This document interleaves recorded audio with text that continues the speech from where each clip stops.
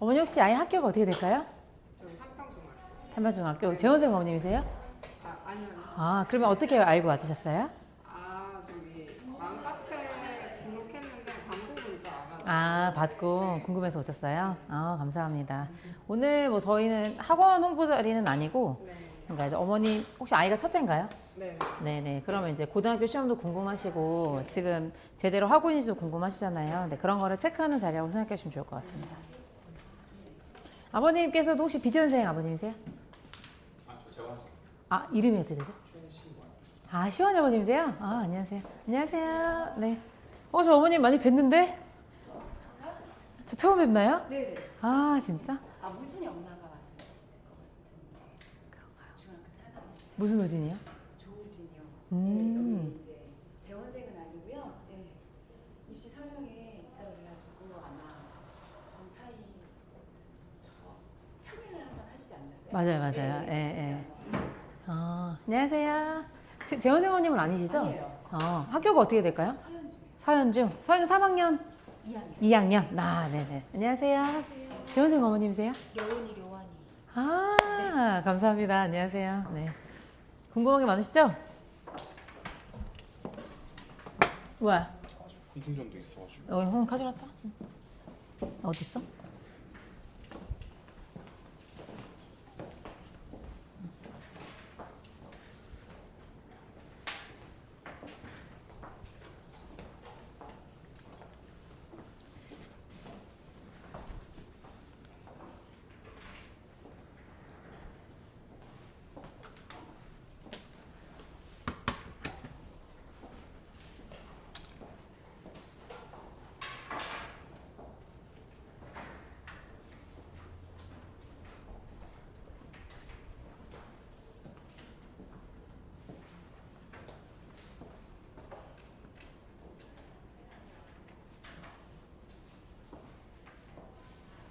하이. 미안해. 돌아서 가줄래?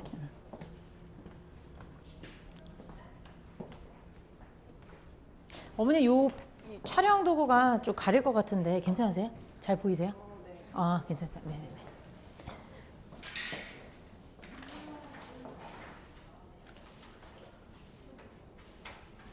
네, 인사드리겠습니다. 반갑습니다. 베터영어 대표원장 한아름입니다. 안녕하세요. 네.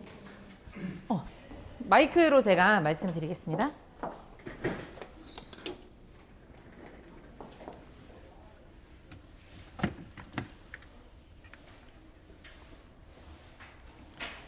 네, 제 목소리 잘 들리실까요? 네. 어쨌든 너무 감사드립니다. 네, 재원생 학부모님도 계시고 또 이제 여러 광고를 통해서 오신 분들도 계실 텐데요. 네, 오늘은 제가 정확히는 뭐 학원 홍보라든지 이런 것들을 위한 자리라기보다는 지금 현재 중학교 1학년, 2학년들에게 가장 중요한 것들을 전달드리는 자리거든요. 제가 제목을 이렇게 뽑았습니다. 중1내는 아직이 아니라 준비가 가능한 마지막이다. 지한이 어머니 어떻게 공감되세요? 제가 너무 공포 마케팅을 하는 것 같아 보이세요?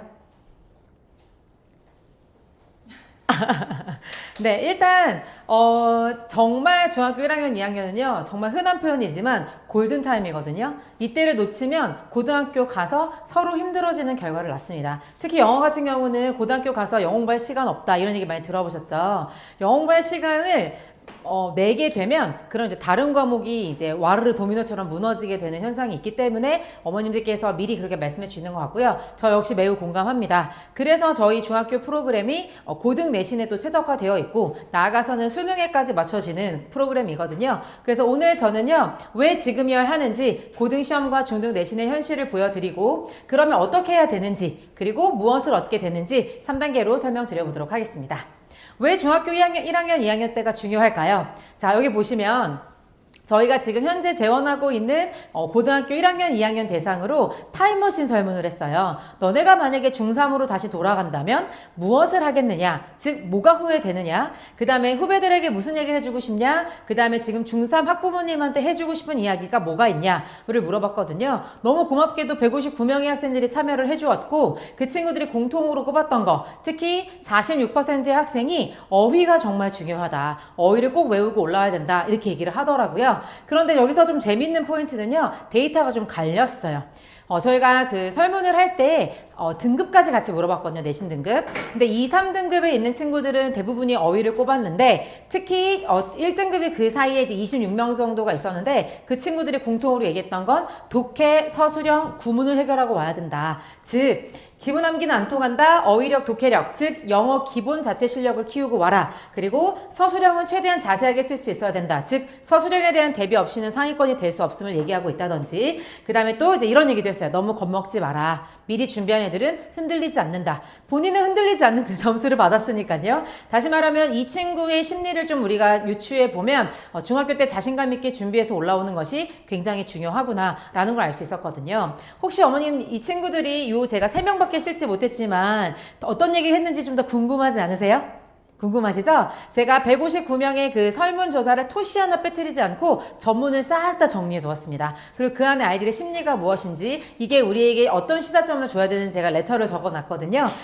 설명의 말미에 제가 후기를 남겨주십사 부탁드릴 텐데 후기를 남겨주신 분들께는 제가 풀컬러로 출력한 전문을 선물로 드리도록 하겠습니다. 제가 지금 5번째 설명회이거든요, 오늘이. 근데 어머님들께서 미리 받아가신 분들이 와 이거 너무 찐 자료다. 집에서 형광펜 치고 밑줄 긋고 남편 보여주고 애들도 보여주고 이렇게 하셨다고 벌써 후기가 들려오고 있거든요. 이거는 저도 생각했을 때 어디서 살 수 없는 자료라고 생각합니다. 그래서 오늘 잘 들어보시고 후기도 잘 부탁드리겠습니다.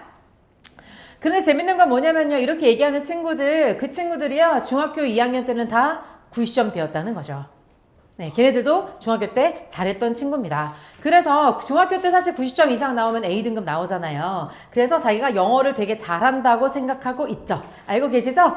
집에 계시는 거기 사춘기 따님 아드님들도 아마 자기가 영어 꽤 잘한다고 생각하고 있을걸요? 그리고 그 믿음이 검증당한 적이 없습니다. 사실 저는 언제 상담을 제일 많이 하냐면요. 고등학교 1학년 1학기 첫 번째 시험 끝나고 상담을 제일 많이 합니다. 그때 어머님들이 정말 똑같이 짠 것처럼 하시는 말씀이 뭔지 아세요? 우리 애가 영어를 잘하는데 중학교 때 내신 항상 100점이었는데 A였는데 외고는 전략적으로 안 간 거지만 이러면서 이제 말씀을 하시거든요. 근데 일반고 와서 이제 갑반고든지 아니든지 간에 갔을 때 1등급이 나오지 않고 그제서야 후회를 하시는 모습을 제가 너무 많이 봅니다. 그래서 제가 이거를 빨리 중학교 1학년, 2학년 어머님들한테 알려드려야 되겠다. 특히 입시안에서 영어의 입지를 좀 생각했을 때 영어를 빨리 끝내는 것이 전략적으로 훌륭하기 때문에 빨리 알려드려야겠다라는 생각이 좀 들었고요. 그리고 고등학교 첫 시험 때 3, 4등급 너무 많이 나옵니다. 그래서 그때 만약에 검증이 돼버렸다. 너무 늦었다는 거죠. 그래서 오늘 팩트체크를 하기 위해서 제가 어머님, 아버님께 와달라고 말씀드렸습니다. 그러면 고등학교 영어 내신이 어떻게 달라졌는가 너무 궁금하시잖아요. 지금 일주일 전에 끝났던 1학기 2차 중간고사, 기말고사죠. 고등학교 1학년 기말고사들 여기 지금 판교, 보평, 임해, 태원, 송린고의 따끈따끈한 시험지를 제가 가지고 왔습니다. 그래서 어떻게 다른지 보여드릴 텐데 그 전에 제가 퀴즈를 좀 준비했습니다. 이 숫자가 의미하는 바가 무엇인지 맞춰주신다면 그러면 제가 예쁜 양산을 선물로 드리도록 하겠습니다. 자, 일단 48점 뭘 의미하는 걸까요? 맞습니다. 평균입니다. 어디 평균이냐면요. 판교고등학교 2학년 평균입니다. 그런데 판교고가 중간고사 때는 68점이었거든요. 근데 기말고사 때 48점, 즉 평균 점수가 20점이 뚝 떨어집니다. 이게 시사하는 바는 두 가지인데요. 하나는 고등학교는 내가 원점수가 몇 점이냐가 의미가 없고 상대적인 지표가 되게 중요하구나. 똑같이 50점 받았어도 중간 때는 망한 거였고 기말 때는 잘한 거였죠. 오히려 성적이 올랐다 이렇게 표현해야 되거든요. 그게 고등학교 성적을 해석하는 방법이고 두 번째는 선생님들의 난이도 조절을 위해서 이렇게 팍 떨어뜨리기도 팍 올리기도 한다. 더군다나 지금 수행평가가 엄마 숙제 되게 하지 말라고 하는 작년 7월에 교육부의 권고가 있었죠. 사실 거의 강제거든요. 그래서 지금 수행평가를 거의 40%에서 50%가 되는 분위기 안에서 그냥 다 점수를 주고 있습니다. 그럼 결국 지필평가로 난도를 조절할 수밖에 없고 이런 식의 현상이 일어난다는 겁니다. 이해되시죠? 두 번째입니다. 29점. 뭘까요? 서술형 점수. 서술형 점수는요, 보통 많으면 한 25점, 적으면 한 12점 정도 되거든요. 그래서 만약에 29점이면 진짜 잘한 거죠. 참고로 판교고등학교는 수행평가가 50%여서 한 번 시험 볼 때마다 서술형이 12점이거든요. 과목, 서술형 평균이 학년 평균이 0.8점입니다. 네. 그래서 웬만한 애들은 서술형을 내던지는 거죠. 하지만 어머니께서 노력해 주셨기 때문에 네, 감사의 마음을 담아 양산을 드리도록 하겠습니다. 29점은요. 2번 보편고 1학년 3등급 컷입니다. 네, 기말고사. 충격이시죠? 특히 3등급은요. 누적 비율로 하면 66%거든요. 네, 그래서 29점을 받는 게 고등학교에서 어려운 일이 아니다. 네, 92점만 받던 애들이 29점을 받는다는 겁니다. 자, 영명은 뭘까요? 재밌죠? 만점자. 원래 만점자가 없도록 설계되어 있는 게 영어 시험입니다. 다행히 이제 저희가 이번에 보편고 1학년이 100점이 2명 나왔고 학교에서 그다음 판교고 2학년이 100점이 2명이 나왔거든요. 꽤 어려운 시험인데도 애들이 되게 잘 뚫어줬고 그 4명이 다 저희 학원 아이들입니다. 잘했죠. 우리 아이들이. 네. 근데 어쨌든 100점은 없고요. 요번에 보편고 2학년 95점 이상인 아이들의 수입니다. 어머니께서 먼저 말씀해 주셨거든요. 네, 감사합니다. 네. 그래서 영명인 게 너무나 당연합니다. 중학교 시험은 그렇지 않다는 거 알고 계시잖아요. 그 다음에 영문항은 뭘까요? 하나밖에 안 남았습니다. 영문항. 이건 제가 맞춰볼까요? 시험 범위랑 관련되어 있는 건데요. 중학교는 시험 범위가 교과서랑 그다음에 학습지, 그다음 외부 지문이 있다면 뭐 1개에서 많으면 8개까지 이렇게 되어 있잖아요. 고등학교 교과서 출제 비율입니다. 네, 이번 보편고 1학년 시험 범위가 그랬습니다. 더 충격적인 건 학교에서 3과 4과 진도를 나갔는데 시험에서는 하나도 출제하지 않았습니다. 자, 그 다음에 6지문은 뭘까요? 힌트도 여기 다 학교 시험에 관련된 건데요. 네, 맞아요, 어머님. 어떻게 하셨어요? 근데 제가 일회를 좀 발휘해서 다른 무게 드려도 될까요? 네네, 맞습니다. 태원고등학교 2학년 2번 1학기 2차 시험 때 아이들 기준 공평한 지문이죠. 저희는 블라인드 지문이라고 하는데 처음 보는 지문이 6개가 나옵니다. 그래서 태원고등학교는요, 이 6문제에서 얼마나 덜 틀리느냐가 1등급을 결정합니다. 자, 마지막 60개는 뭘까요? 아버님 맞춰주세요. 이것도 시험 범위와 관련되어 있습니다. 네. 아버님, 시원이 아버님 빨리 맞춰주세요. 아까 중학교는 외부 지문이 많아봐야 8개인데 맞습니다. 맞추셨네요, 아버님. 정말 축하드립니다. 네. 그니까요, 진짜 적잖아요? 그러면 작년 임해고 1학년처럼 한 22개 정도? 근데 임해고도 22개지만 그 안에 테드, 그 다음에 영소설, 뭐 이런 게 들어가고요. 그 다음에 60개는 보편고 2학년 시험 범위입니다. 이번엔 참고로 65개였어요. 그러면 그러니까 범위 자체도 굉장히 어려운데 양도 굉장히 늘어나잖아요. 얘를 1회독 한다고 해서 애들이 시험 잘 볼 수 있을까요? 못해도 3회독 해야 되거든요. 그럼 일주일에 12지문을 해야 된다는 이야기입니다. 그럼 그걸 할 수 있는 역량이 되려면요. 1학년, 2학년 때 준비되지 않으면 3학년 때는 통합사회, 통합과학도 준비해야 되기 때문에 사실 시간이 되게 많지 않습니다. 네, 팩트 체크 하는 중이죠. 네, 걱정되시죠? 네, 그래서 제가 따끈따끈한 질문을 준비했습니다. 이번에 나온 시험들이고요. 제가 이제 저작권 문제 때문에 학교 이름은 넣지 않았지만 뭐 혹시 궁금하시면 촬영하셔도 되겠습니다. 일단 첫 번째는요. 여기 왼쪽이 저희가 이제 분석하는 내신 총평지인데 아이들이 공부했던 지문이고 그 다음에 오른쪽이 실제로 학교에서 나왔던 문제예요. 파란 색깔은 변형된 부분이라는 뜻입니다. 어떠세요? 엄청나게 많이 변형됐죠. 제가 변형된 걸 특별히 가져온 건 아닙니다. 보통 이런 식이 많고요. 그래서 암기를 무력화하는 시험이 굉장히 많이 나오고 있고 특히 여기 지금 빈칸이 파란색 안에 포진되어 있는 거 보이시죠? 그 다음에 잘 안 보이시겠지만 요 1, 2, 3, 4, 5번 보기에 단어가 되게 어려운 건 아닌데 해석을 진짜 까다롭게 해야 되는 아주 정교한 언어적 사고력이 있어야지만 맞출 수 있는 그런 문제들이 계속 나오고 있습니다. 그리고 얘 같은 경우는 판교고 2학년 할루시네이션에 관련된 외부 지문이거든요. 그러니까 교과서, 그 다음 부교재 외에 또 외부 지문이 또 있어요. 근데 거기에서 전부 다 변형을 해놓고 주어진 이 파란 색깔 문장이 어디에 들어가야 되냐. 그러니까 해석도 잘해야 되지만 자기 실력도 있어야 되지만 이 문제 유형에 대한 완벽한 정복이 있어야지만 내신에서도 통하는 세상입니다. 또 하나는요. 이제는요. 새로운 지문들을 이렇게 붙이는 건 일상이 되어버렸습니다. 그래서 여기서부터 여기까지는 아이들이 공부했던 지문이고 나머지는 새롭게 등장했는데 이걸 읽고 자기 생각을 써야 돼요. 이 문제는요. 이 세상 속 많은 상어들이 이 글 속에서 의미하는 바와 본인이 접한 상어들을 영어 문장으로 서술하시오. 태원고 시험 문제입니다. 자, 또 하나는요. 요만큼의 본문이 있었는데 근데 요거를 이렇게 늘린 다음에 현재 자신도 신에게 초능력 한 가지를 요구할 수 있다면 어떤 초능력을 선택할 건지 다시 말하면 가정법을 사용해서 영작을 해라. 그런데 그게 금전과 관련되거나 반사회적 비인륜적이면 안 된다. 그래서 돈 많이 벌게 해주세요. 성적 100점 나오게 해주세요. 이런 거 쓴 애들은 다 이제 빵점 처리가 됐는데 여기서 중요한 포인트는요. 여기 주절과 종속절을 갖춘 가정법 한 문장을 포함해서 두 문장을 쓰라고 돼 있거든요.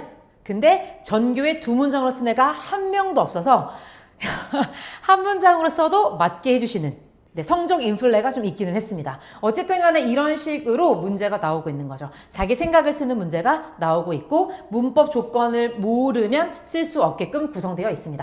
그리고 또 이번에는요. 요즘에는요.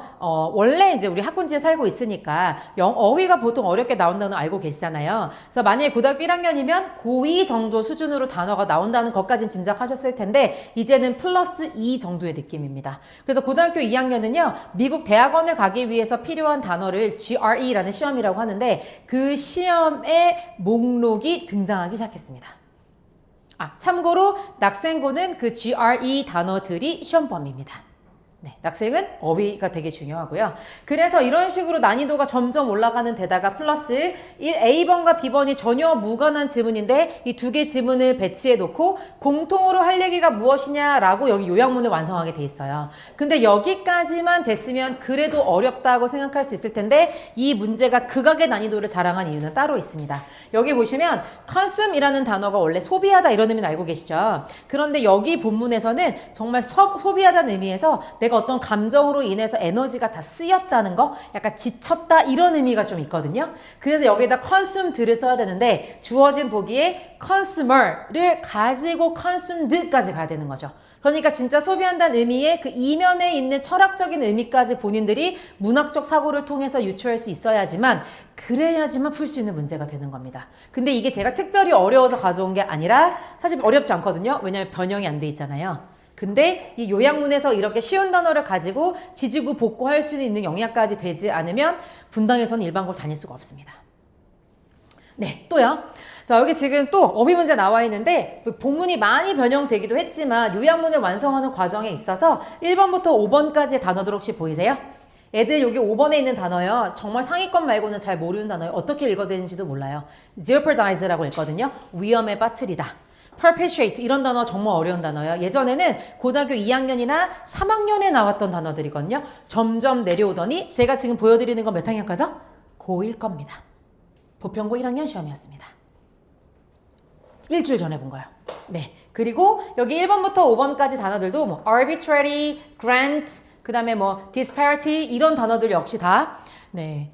고3 때 나왔던 단어들이에요. 그런 게 이제 아무렇지도 않게 나오는 거죠. 그 이유는 저는 두 가지로 보고 있는데 첫 번째는 우리 지금 학구지 살면서 영어 인플레가 엄청 심해요. 애들 영어 정말 전반적으로 상향평준화 되어 있거든요. 그러니까 영어를 웬만큼 쉽게 내서는 100점 방지가 되지 않기 때문이고 두 번째는 AI 덕분에 선생님들이 저렇게 고급 어휘도 맘대로 쓸 수 있는 상황이 돼버렸어요.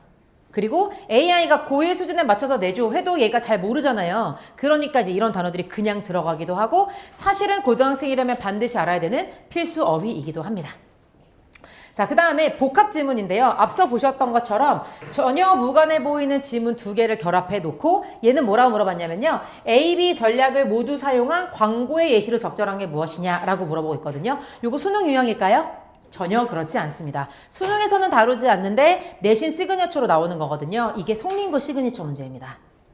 그러니까 두 개를 읽고 각각이 의미하는 바가 뭐다. 여기는 익숙한 것이 되게 중요하다. 밑에는 참신한 게 되게 중요하다. 뭐 이런 내용이었거든요. 그 두 개를 모두 포함하는 광고를 골라야 되는데 1, 2, 3, 4, 5번 보기를 읽는 게 지문 하나를 읽는 것과 같습니다. 그러니까 시간도 되게 많이 쓰이면서 선생님이 물어보는 문해력에 가까이 다가갈 수 있어야 되는 문제거든요.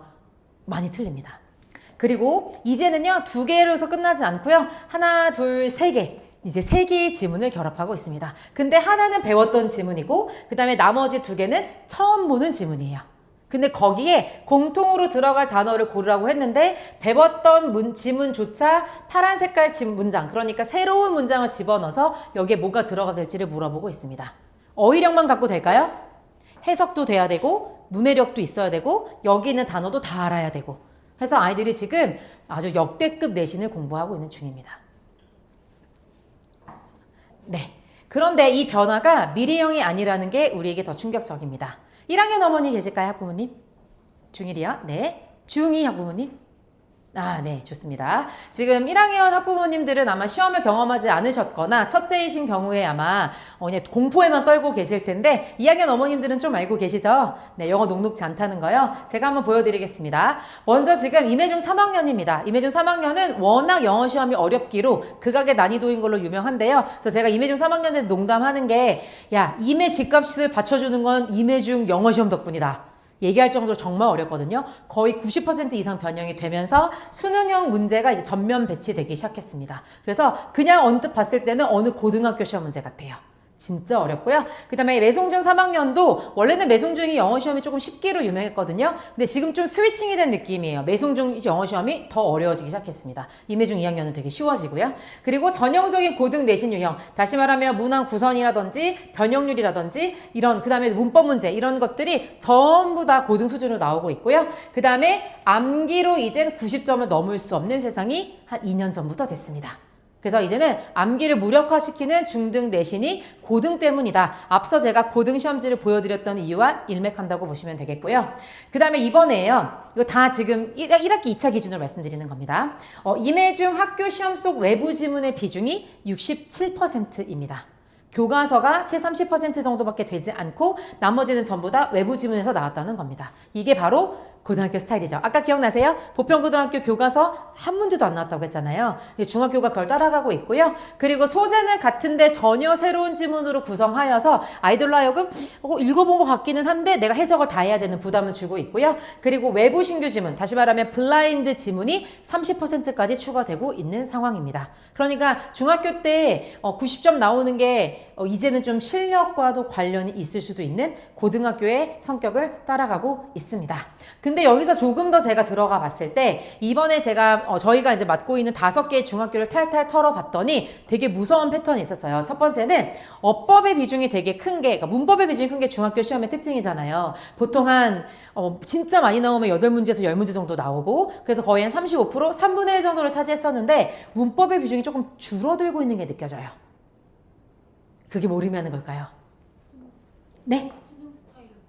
맞습니다. 수능에서 어법 문제가 하나밖에 안 나오는 것도 있고 그리고 이제 애들이 어법을, 그러니까 문법을 솔직히 빨리 고백해주세요. 3,800제 초등학교 5학년 때부터 시키셨잖아요. 그 애들이 문법을 너무 잘하는 거예요. 그런 문제들. 그러면 애들이 대비할 수 없고 학교에 긴장감을 줄 수 있는 방법은요. 빈칸이나 내용 추론 같은 것들로 문제를 구성하는 거죠. 그래서 이번에 신백현중 2학년이 원래는 시험 문제 진짜 쉽기로 유명했거든요. 신백현중 다니는데 100점 안 나왔다? 영어 진짜 못하는 거예요. 그 정도인데 이번에는 70%의 독해의 어려운 유형들을 비중을 둠으로써 아이들에게 되게 변별력을 갖추는 문제로 바뀐 거죠. 왜 그런 거라고요? 고등학교 내신이 그렇기 때문입니다. 네. 그리고 또 하나입니다. 범위 밖의 선지 수준이 고등학교 1학년입니다. 이거 임해중 2학년 이야기예요. 임해중 2학년이 이번에 지문들이 다 고등학교 1학년 수준으로 나왔어요. 2학년이요. 네. 그리고 또 어휘의 깊이가 남달라졌습니다. 예전에는 어떤 단어의 첫 번째 의미와 두 번째 의미까지 물어봤다면 이제 네 번째 의미까지 물어봅니다. 근데 그 네 번째 의미를 우리가 되게 중요해서 반드시 외웠다기보다는 아까 전에 컨슘 기억나세요? 소비하다라는 의미가 맥락에 따라서는 내 에너지를 다 소비할 수도 있는 거면 어른은 자연스럽게 감정에 의해서 잠식됐다라고 이렇게 통으로 맞출 수 있잖아요, 우리가. 근데 중학생들은 그게 안 되거든요. 그런 식의 문제들이 나오고 있는 겁니다. 반드시 사전적으로 정의되지 않고 어휘 마스터 같은 그런 책을 본다 하더라도 없는 뜻들이 나오고 있습니다. 그리고 이제 객관식은 좀 쉽게 나오는 경향이 있습니다. 그럼에도 불구하고. 왜냐면 서술형이 진짜 중요하기 때문이죠. 그래서 지금 다양한 학교에서 오셨는데 그 학교 안에 만약에 객관식으로만 구성되어 있다고 하면 고민 진짜 많이 하셔야 됩니다. 왜냐면 요즘 추세는 서술형을 가지고 아이들 되게 훈련을 많이 시키고요. 그게 결국에는 고등학교 때 연습과 직결되고 있다는 거를 선생님들이 이해하고 계시거든요. 결국에는 영작에서 다루고 있는데 사실 영작은 종합예술이잖아요. 문해력도 있어야 되죠. 어휘도 있어야 되죠. 문법도 돼야 되죠. 그리고 이제 전체적인 상황을 다 볼 수 있어야 되기 때문에 그래서 이제는 문법을요 틀린 거를 고르시오 알맞은 걸 고르시오 문제에서 간접적으로나 직접적으로 쓰기 쪽으로 바뀌고 있는 게 지금 지금 중학교 2년을 제가 지켜본 결론입니다. 근데 왜 이럴 수밖에 없냐고요? 고등학교 시험이 그렇기 때문입니다. 네. 자, 그래서 제가 이번에 69명 정도의 학생들을 추출을 해봤어요. 그래서 대표 아이들을 뽑아놓고 걔네들이 전부 다 내신 점수가 90점 이상인 경우거든요. 걔네 평균을 때려봤더니 94.9점이었어요. 학교 시험에서. 그리고 이번에 재원생 어머님들 아시겠지만 저희가 진단평가를 봤거든요. 저희 학원에서 자체적으로 개발한 각 대표 선생님들의 자기가 애정하는 수능 문제나 그 다음에 이제 고등학교 기출문제나 중학교 기출문제 같은 걸 집대성해서 30문제 중에 14문제는 고등 수준으로 나머지 16개는 중학생 수준으로 만들어서 진단고사를 봤는데요. 이 똑같은 아이들이 진단고사를 봤을 때 50점이 되지 않았습니다. 그러니까 다시 보여드리면 여기 보셨을 때 이런 걸 천장효과라고 하거든요. 아이들이 중학교 내신에서는 거의 90점에 많이 몰려 있어요. 그래서 이게 사실 변별이 되지 않아요. 상위권이. 근데 얘네를 진단고사로 다시 봤더니 표준 편차가 18.3이면서 그러니까 다 똑같은 90점대잖아요. 근데 표준 편차가 이렇게 벌어지는 거예요. 그리고 중위권에 많이 몰려있고 상위권이 별로 많지 않다는 걸 확인할 수 있었습니다. 즉 중학교 성적이 실력이 아닐 수 있다는 걸 말씀드리는 겁니다.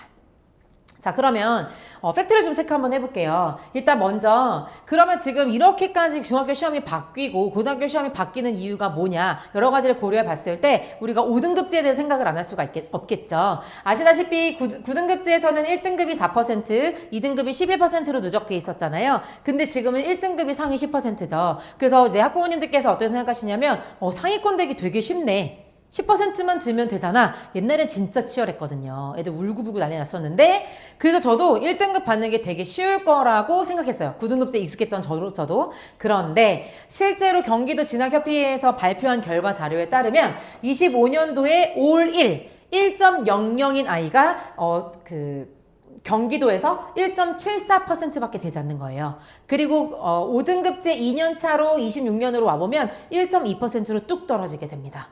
네, 이게 의미하는 바가 뭘까요? 우리 지금 인서울을 하기 위해서 필요한 퍼센트가 몇 퍼센트인지 아세요? 9%거든요. 근데 그 9%에서 예전에는 2.45% 정도 되면은요, 예를 들어서 보편고를 다닌다. 근데 얘가 2.5다, 학종 나름대로 준비했다 이러면 2대 정도 갈 수 있는 성적입니다. 그 정도 성적이고 아무것도 안 했어도 2.45, 2.5 안에 들어오면 인서울을 갈 수 있는 누적 비율인데요. 이제는 어머니도 꼭 기억해 주세요. 1.583이요. 1.58로 할게요. 1.58 정도가 예전에 2.5랑 똑같습니다. 그러니까 마이너스 9 하면 되는 거거든요. 0.9. 그래서 어머님이 딱 보셨을 때 성적 받아보시면 우리 애 1등급이네. 옛날에 1이 아닙니다. 이거는 그냥 섭씨를 화씨로 바꾼 거랑 똑같다고 생각하시면 돼요. 숫자가 커지고 작아지고 하는 거에 정확한 의미가 무엇인지를 꼭 알고 계셔야 됩니다. 아이들도 잘 모르거든요. 예전에 2.5는 알아요, 애들. 근데 1.5라고 꼭 설명해 주시면 좋겠습니다. 9등급제에서 1.5는요, 서울대를 갈 수 있는 점수입니다. 보편고는 제가 보낸 제자 중에 내신 성적이 1.8이었는데 서울대를 갔어요. 물론 이제 지구공학과긴 했습니다만 어쨌든 우회해서 갔거든요.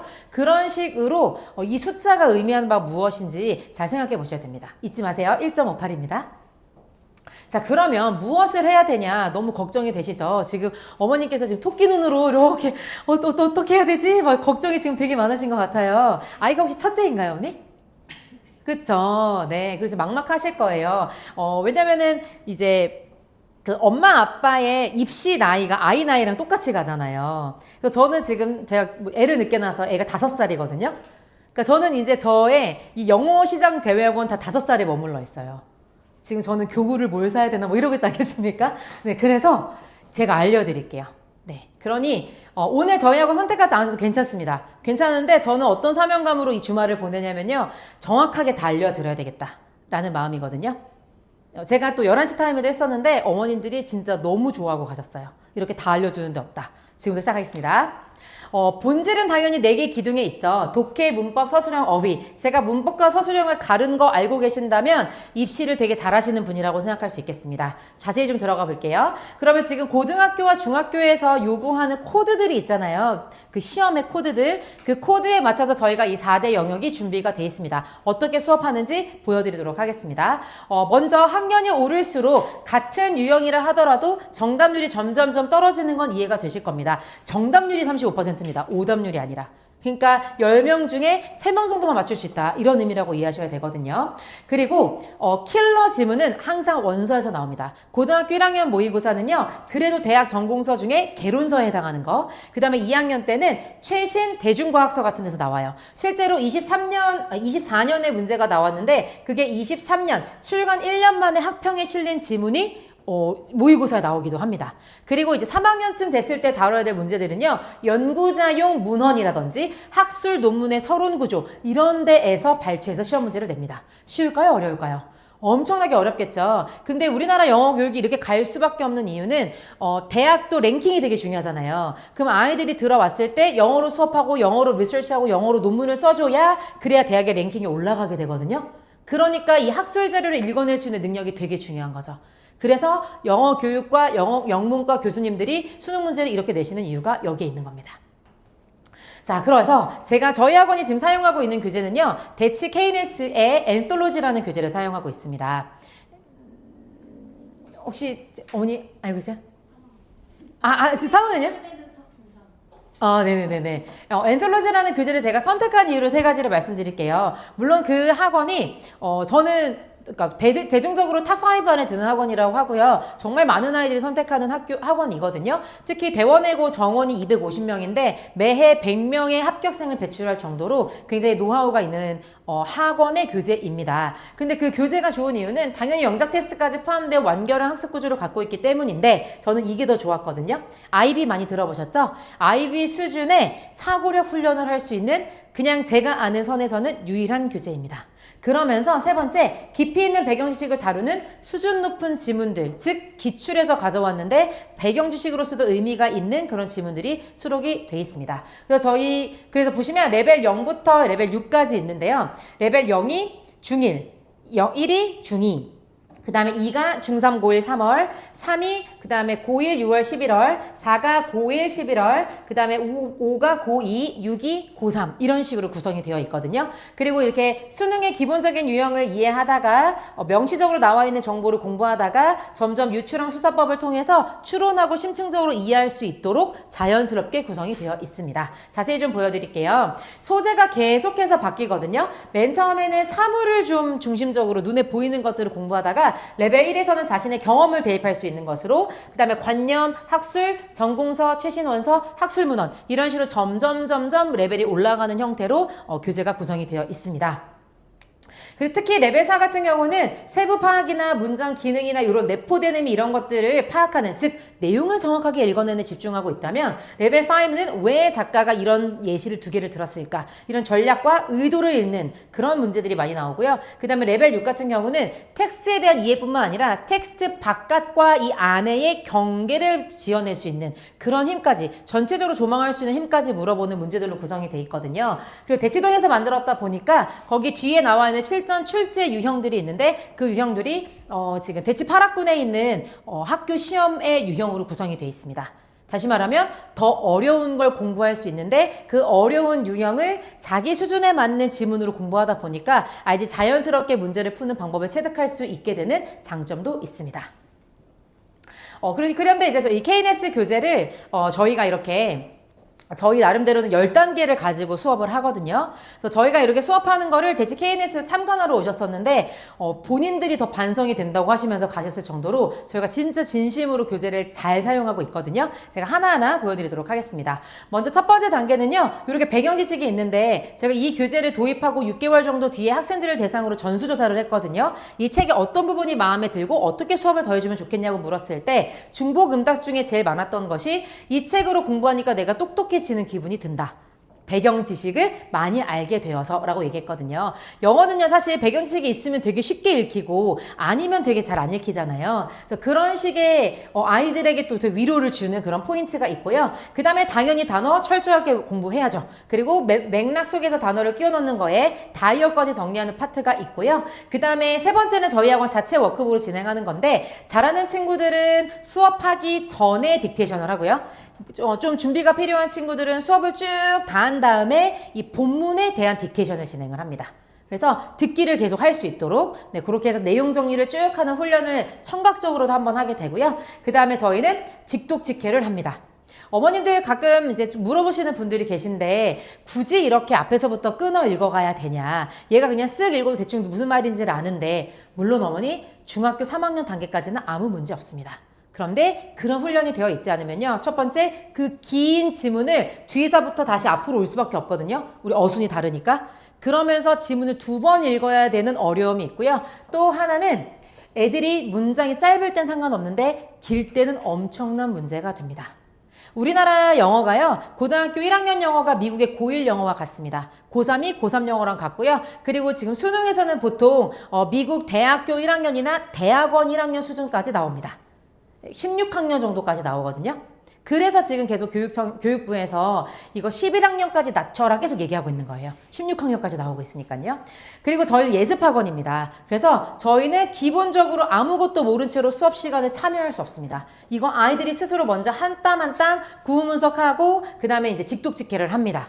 근데 구문분석은 저희는 절대 복잡하게 가지 않아요. 주어, 동사, 목적어 표시하고 그 다음에 필수 성분은 대괄호, 그 다음에 부속 성분은 둥근괄호. 이게 전부입니다. 문법 돼 있는 친구들은 하루면 끝나는 구문분석 방식입니다. 복잡하지 않아요.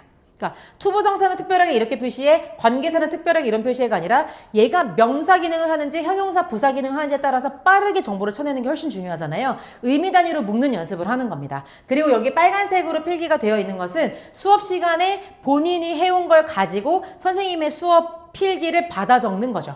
그러니까 제가 생각하는 아름다운 수업 장면은요. 선생님은 앞에서 해석 쫙 불러주고 있고 애들이 받아 적는 게 아니라 선생님의 설명을 귀로 쭉 듣고 있다가 내가 여기만 좀 다르네? 빨간색으로 체크. 하는 게 저는 맞는 수업이라고 생각합니다. 왜냐면 영어가요. 잘하는지 못하는지가 진짜 티가 안 나는 과목이거든요. 공감하시죠? 어휘 좀 아는 것 같고 해석이 좀 되는 것 같거든요. 왜냐면 순간적으로 단어 외우면 단어 아는 것 같고요. 전문가가 해설해 주는 거 듣고 있으면 내가 해석이 되는 것 같은 느낌을 받기 때문입니다. 그래서 안개 속에서 약간 헤매는 것처럼 약간 이렇게 답답한 기분으로 공부해야 영어가 정말 많이 늘거든요. 그래서 저희가 무조건 반드시 예습을 해갖고 오도록 합니다. 그리고 난 다음에 이렇게 교재 안에 이렇게 구성이 되어 있거든요. 이해를 확인하는 문제도 있고 글의 구조도 파악하는 유형이 있고 대치 KNS에서 이 독해 전략을 16가지를 정리를 하셨더라고요. 그래서 어떻게 구체와 추상을 왕복하는지 뭐 그런 기타 등등의 전략을 통해서 아이들이 글의 구조를 파악하는 훈련을 하고요. 그 다음에 4컷 만화가 들어가서 글의 내용을 비주얼라이제이션을 하는 연습, 그 다음에 심층 분석을 통해서 이 글이 의미하는 그 밑에 단계의 숨은 의미들 이런 것들을 찾아낼 수 있도록 하는데 실력이 좋은 친구들일수록 이 파트를 정말 좋아하더라고요. 제가 이 교재를 처음에 매력이 있다고 생각했던 첫 번째 빠진 포인트이기도 합니다. 그리고 난 다음에 저희 학원의 로직 수업을 진행을 합니다. 이것도 저희 학원의 자체 프로그램인데 고등학교 상위권일수록 저희 학원의 가장 시그니처라고 꼽는 거거든요. 유감스럽게도 제가 개발을 했습니다. 저희는 컬러 코드가 있어요. 그래서 노란색은 신데렐라, 보라색은 왕자님을 만나서 행복하게 살았다, 파란색은 계모와 언니들 부르했던 어린 시절에다 표시를 합니다. 그래서 중심 소재 노란색, 중심 내용 보라색, 그 다음에 대조군에 있는 걸 파란색으로 칠하면서 이 지문 안의 주제는 반드시 하나일 수밖에 없고 주인공이 하나밖에 없는데 처음에 남극이라 했다가 아무도 살지 않는 땅이라고 했다가 세계에서 가장 추운 땅이라고 했다가 이렇게 해서 바꿔가거든요, 표현들을. 영어는 동의어가 그래서 굉장히 많이 발달한 언어잖아요. 그런 것들을 파악할 수 있도록 훈련을 하는 겁니다. 그리고 오른쪽에 보시면 길게 써져 있지 않고 요약되어 있는 거 보이세요? 그 다음에 그 앞에 번호가 달려있는 거 보이십니까? 아이들 요약하는 훈련하는 거고요. 모든 문장이 강이 아니라 강약, 중강약이 있고 메인이 있으면 서포트가 있잖아요. 그런 것들을 발라내는 훈련을 매번 하고 있습니다. 그리고 주제문, 요약문, 키포인트를 반드시 적어오게 합니다. 본인의 언어로 정리하는 게 얼마나 중요한지, 그게 문해력과 어떻게 직결되고 있는지 어른은 알잖아요. 그래서 좀 준비가 필요한 친구들은 한글이라도, 그 다음에 아닌 친구들은 영어까지 쓰게 합니다. 그리고 좀 수준이 되면 이렇게 그래픽 오르가나이저를 그리게 하고요. 귀여운 아이들은 그림으로 그려와도 됩니다. 실력이 귀여운 아이들이요? 네, 이런 식으로 그리게 해서 저희는 사실 딱 보면은 이 친구가 이 내용을 이해했는지 안 했는지 그림만 봐도 알 수 있거든요. 네, 그렇게 해서 아이들의 실력을 직간접적으로 측정하고 있고요. 그래서 여기 보시면요, 여기가 before고 after인데 그냥 딱 보셨을 때 제가 before, after 안 적었으면 여기 왼쪽이 훨씬 더 잘한 거라고 말씀하셨을걸요? 왜냐면 더 많이 썼으니까. 하지만 저는 동의하지 않습니다. 이거는 요약할 줄 모르는 거죠. 그리고 이 친구가 3달 뒤에 훈련했을 때 이렇게까지 간단하게 쓸 수 있습니다. 그리고 번호가 달려있기 시작한 거 보이세요? 그리고 그냥 번호가 아니라 얘가 뭐라 써졌냐면요. 앞에 내용을 요약하면서 1번, 2번에 대한 이유가 뭔지, 그거에 대한 예시인지, 그래서 여기가 주제문이다 이렇게 지금 쓰고 있는 거거든요. 이렇게 할 수 있는 능력이 있어야 됩니다. 제가 11시에 설명회를 했을 때 어떤 아버님께서 뭐라고 하셨냐면요. 제가 국어를 먼저 보내야 될지 영어를 먼저 보내야 될지 모르겠다. 애들이 문해력이 너무 좋지 않은데 국어 학원을 보내서 하자니 국어학원에서 그런 훈련을 하는지 잘 모르겠고, 그렇다고 영어 학원을 먼저 보내자니 아니 국어도 안 된 놈이 영어를 잘할 리가 없잖아 라고 해서 고민된다고 저한테 말씀을 하시더라고요. 근데 제가 명쾌하게 말씀드릴 수 있습니다. 저희는 영어 학원이 분명한데요. 저는 문해력이 세상에서 제일 중요한 사람이거든요. 저희 학원 수업 이렇게 쭉 따라가면요. 국어, 비문학이 그냥 해결이 됩니다. 이건 저의 언어가 아니라 저희 재원생과 졸업생들이 한 언어입니다. 진짜예요. 네. 어머니 제가 눈 마주치는 순간 너무 당황하시면서 네 해주셔서 감사합니다. 네. 자, 그 다음에 제가 또 애정하는 파트인데요. 여기가 제가 아이비랑 연결되어 있다고 보는 부분이거든요. 내용을 이해하는 부분도 있는데 비판적으로 생각하고 실제 적용하기까지 있어요. 그래서 내용이 뭐였냐면 로봇이 친구가 될 수 있다고 생각하는 작가의 주장에 동의하느냐라는 걸 물어보면서 만약 여러분에게 로봇 친구가 있다면 어떤 점에서 도움을 받을 수 있냐. 그러니까 지문을 읽고 답이 5번 이하가 아니라 이걸 내 생활에 연결하고 뇌의 다른 부분을 건드리는 거죠. 이게 두 가지 측면이 좋지 않겠습니까, 어머니? 아버님? 네, 아이가 생각하게 되잖아요. 그리고 이런 질문이 학교의 수행평가와 연결되어 있습니다. 네, 그리고 지금 초등학교 5학년들은 수능이 없어질지도 모르잖아요. 그럼 어떻게 할까요? 네, 가정 로봇의 장점과 예상되는 피해 이런 거 안 되고요. 내가 왜 이 로봇에 대해서 찬성하는지 반대하는지 아마 반드시 말로 해야 될 겁니다. 이미 대학 면접 때 그렇게 하고 있고요. 네, 그런 것들을 건드리고 있는 거고요. 요거는 제가 좀 훈련이 된 상태에서 책을 찍은 거거든요. 예전에 이렇게 처음에 하면 애들이요. 모르겠다. 좋다. 이렇게만 쓰거든요. 그래서 계속 얘기를 하다 보면 정답이 없는 거에 대해서 내가 자신 있게 쓸 수 있구나. 그럼 이렇게 길게 쓸 수 있게 되는 겁니다. 그게 저의 최종 목표이기도 하고요. 자, 그 다음에 저희 자체 워크북인데 저희의 대전제는요. 수업을 했다면 반드시 테스트를 본다. 테스트를 봤다면 반드시 선생님과 1대1 피드백을 한다 이거든요. 그래서 구문 분석과 직독직해를 줄여서 저희가 분해 테스트라고 하거든요. 테스트 보고요. 그 다음 시간에 영작 시험을 보는데 잘하는 바는 바로 통영작으로, 중간 단계가 필요한 아이들은 순서 배열 영작으로 이렇게 해서 시험을 보고 선생님께 1대1 피드백 받는 과정을 가지게 됩니다. 질문하실 수 있어요. AI 시대에 어차피 암기가 무력화되어 있고 외우는 거 의미 없냐 라고 물어보실 수 있잖아요. 저한테. 궁금하시죠? 암기가 필요 없을까요? 답정너 같죠? 매우 필요합니다. 왜냐면요. 뭘 알아야 응용을 하죠. 뭔 패턴을 알아야 자기가 그걸 응용해가지고 더 멋진 문장을 만들어내죠. 그리고 결국에 고등학교 내신은요. 암기 과목입니다. 제가 앞에서 얘기한 거랑 완전 다르죠. 완전 변형돼 나오는데 암기가 무력화됐다고 했잖아요. 재밌는 게 뭐냐면 10문제 중에 6개는 변형돼 나오거든요. 그럼 4개 정도는요. 그대로 나오는 경우가 많아요. 그래서 모든 아이들이 본문을 다 외웁니다. 고등학교 시험 범위는요. 적으면 700문장 정도, 많으면 1000문장이 넘어가거든요. 근데 이걸 싹 다 외웁니다. 아이들이. 왜냐면 다 외우니까요. 두 번째, 외워서 풀 수 있는 문제는요. 딱 보자마자 10초 컷이거든요. 거기서 아낀 50초를 블라인드 지문에 써야 돼요.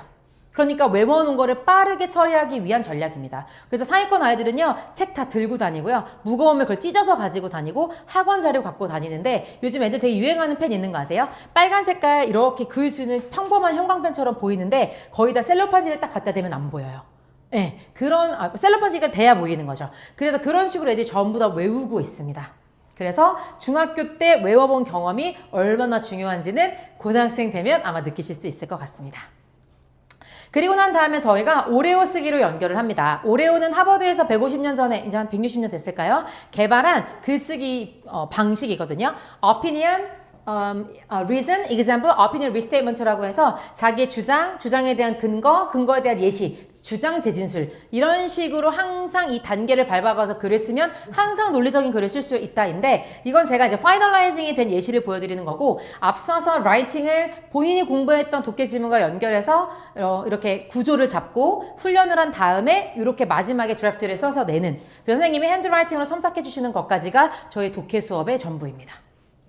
가 아니라 두 개가 더 나왔습니다. 네, 여기 보시면 내신형 문제 보이시죠? 제가 이 KNS 교재를 선택했던 결정적 이유 중에 하나인데요. 첫 번째는 여기에 있는 문제들이 대체 그 8학군에 있는 문제 유형들이에요. 그래서 아이들이 그냥 생각 없이 풀 수는 있겠지만 그게 체화가 됐을 때는 고등 내신도 대비가 된 효과가 있고요. 물론 이 안에 수능 유형이 있죠. 왜냐면 고등학교 시험이 수능 유형이니까요.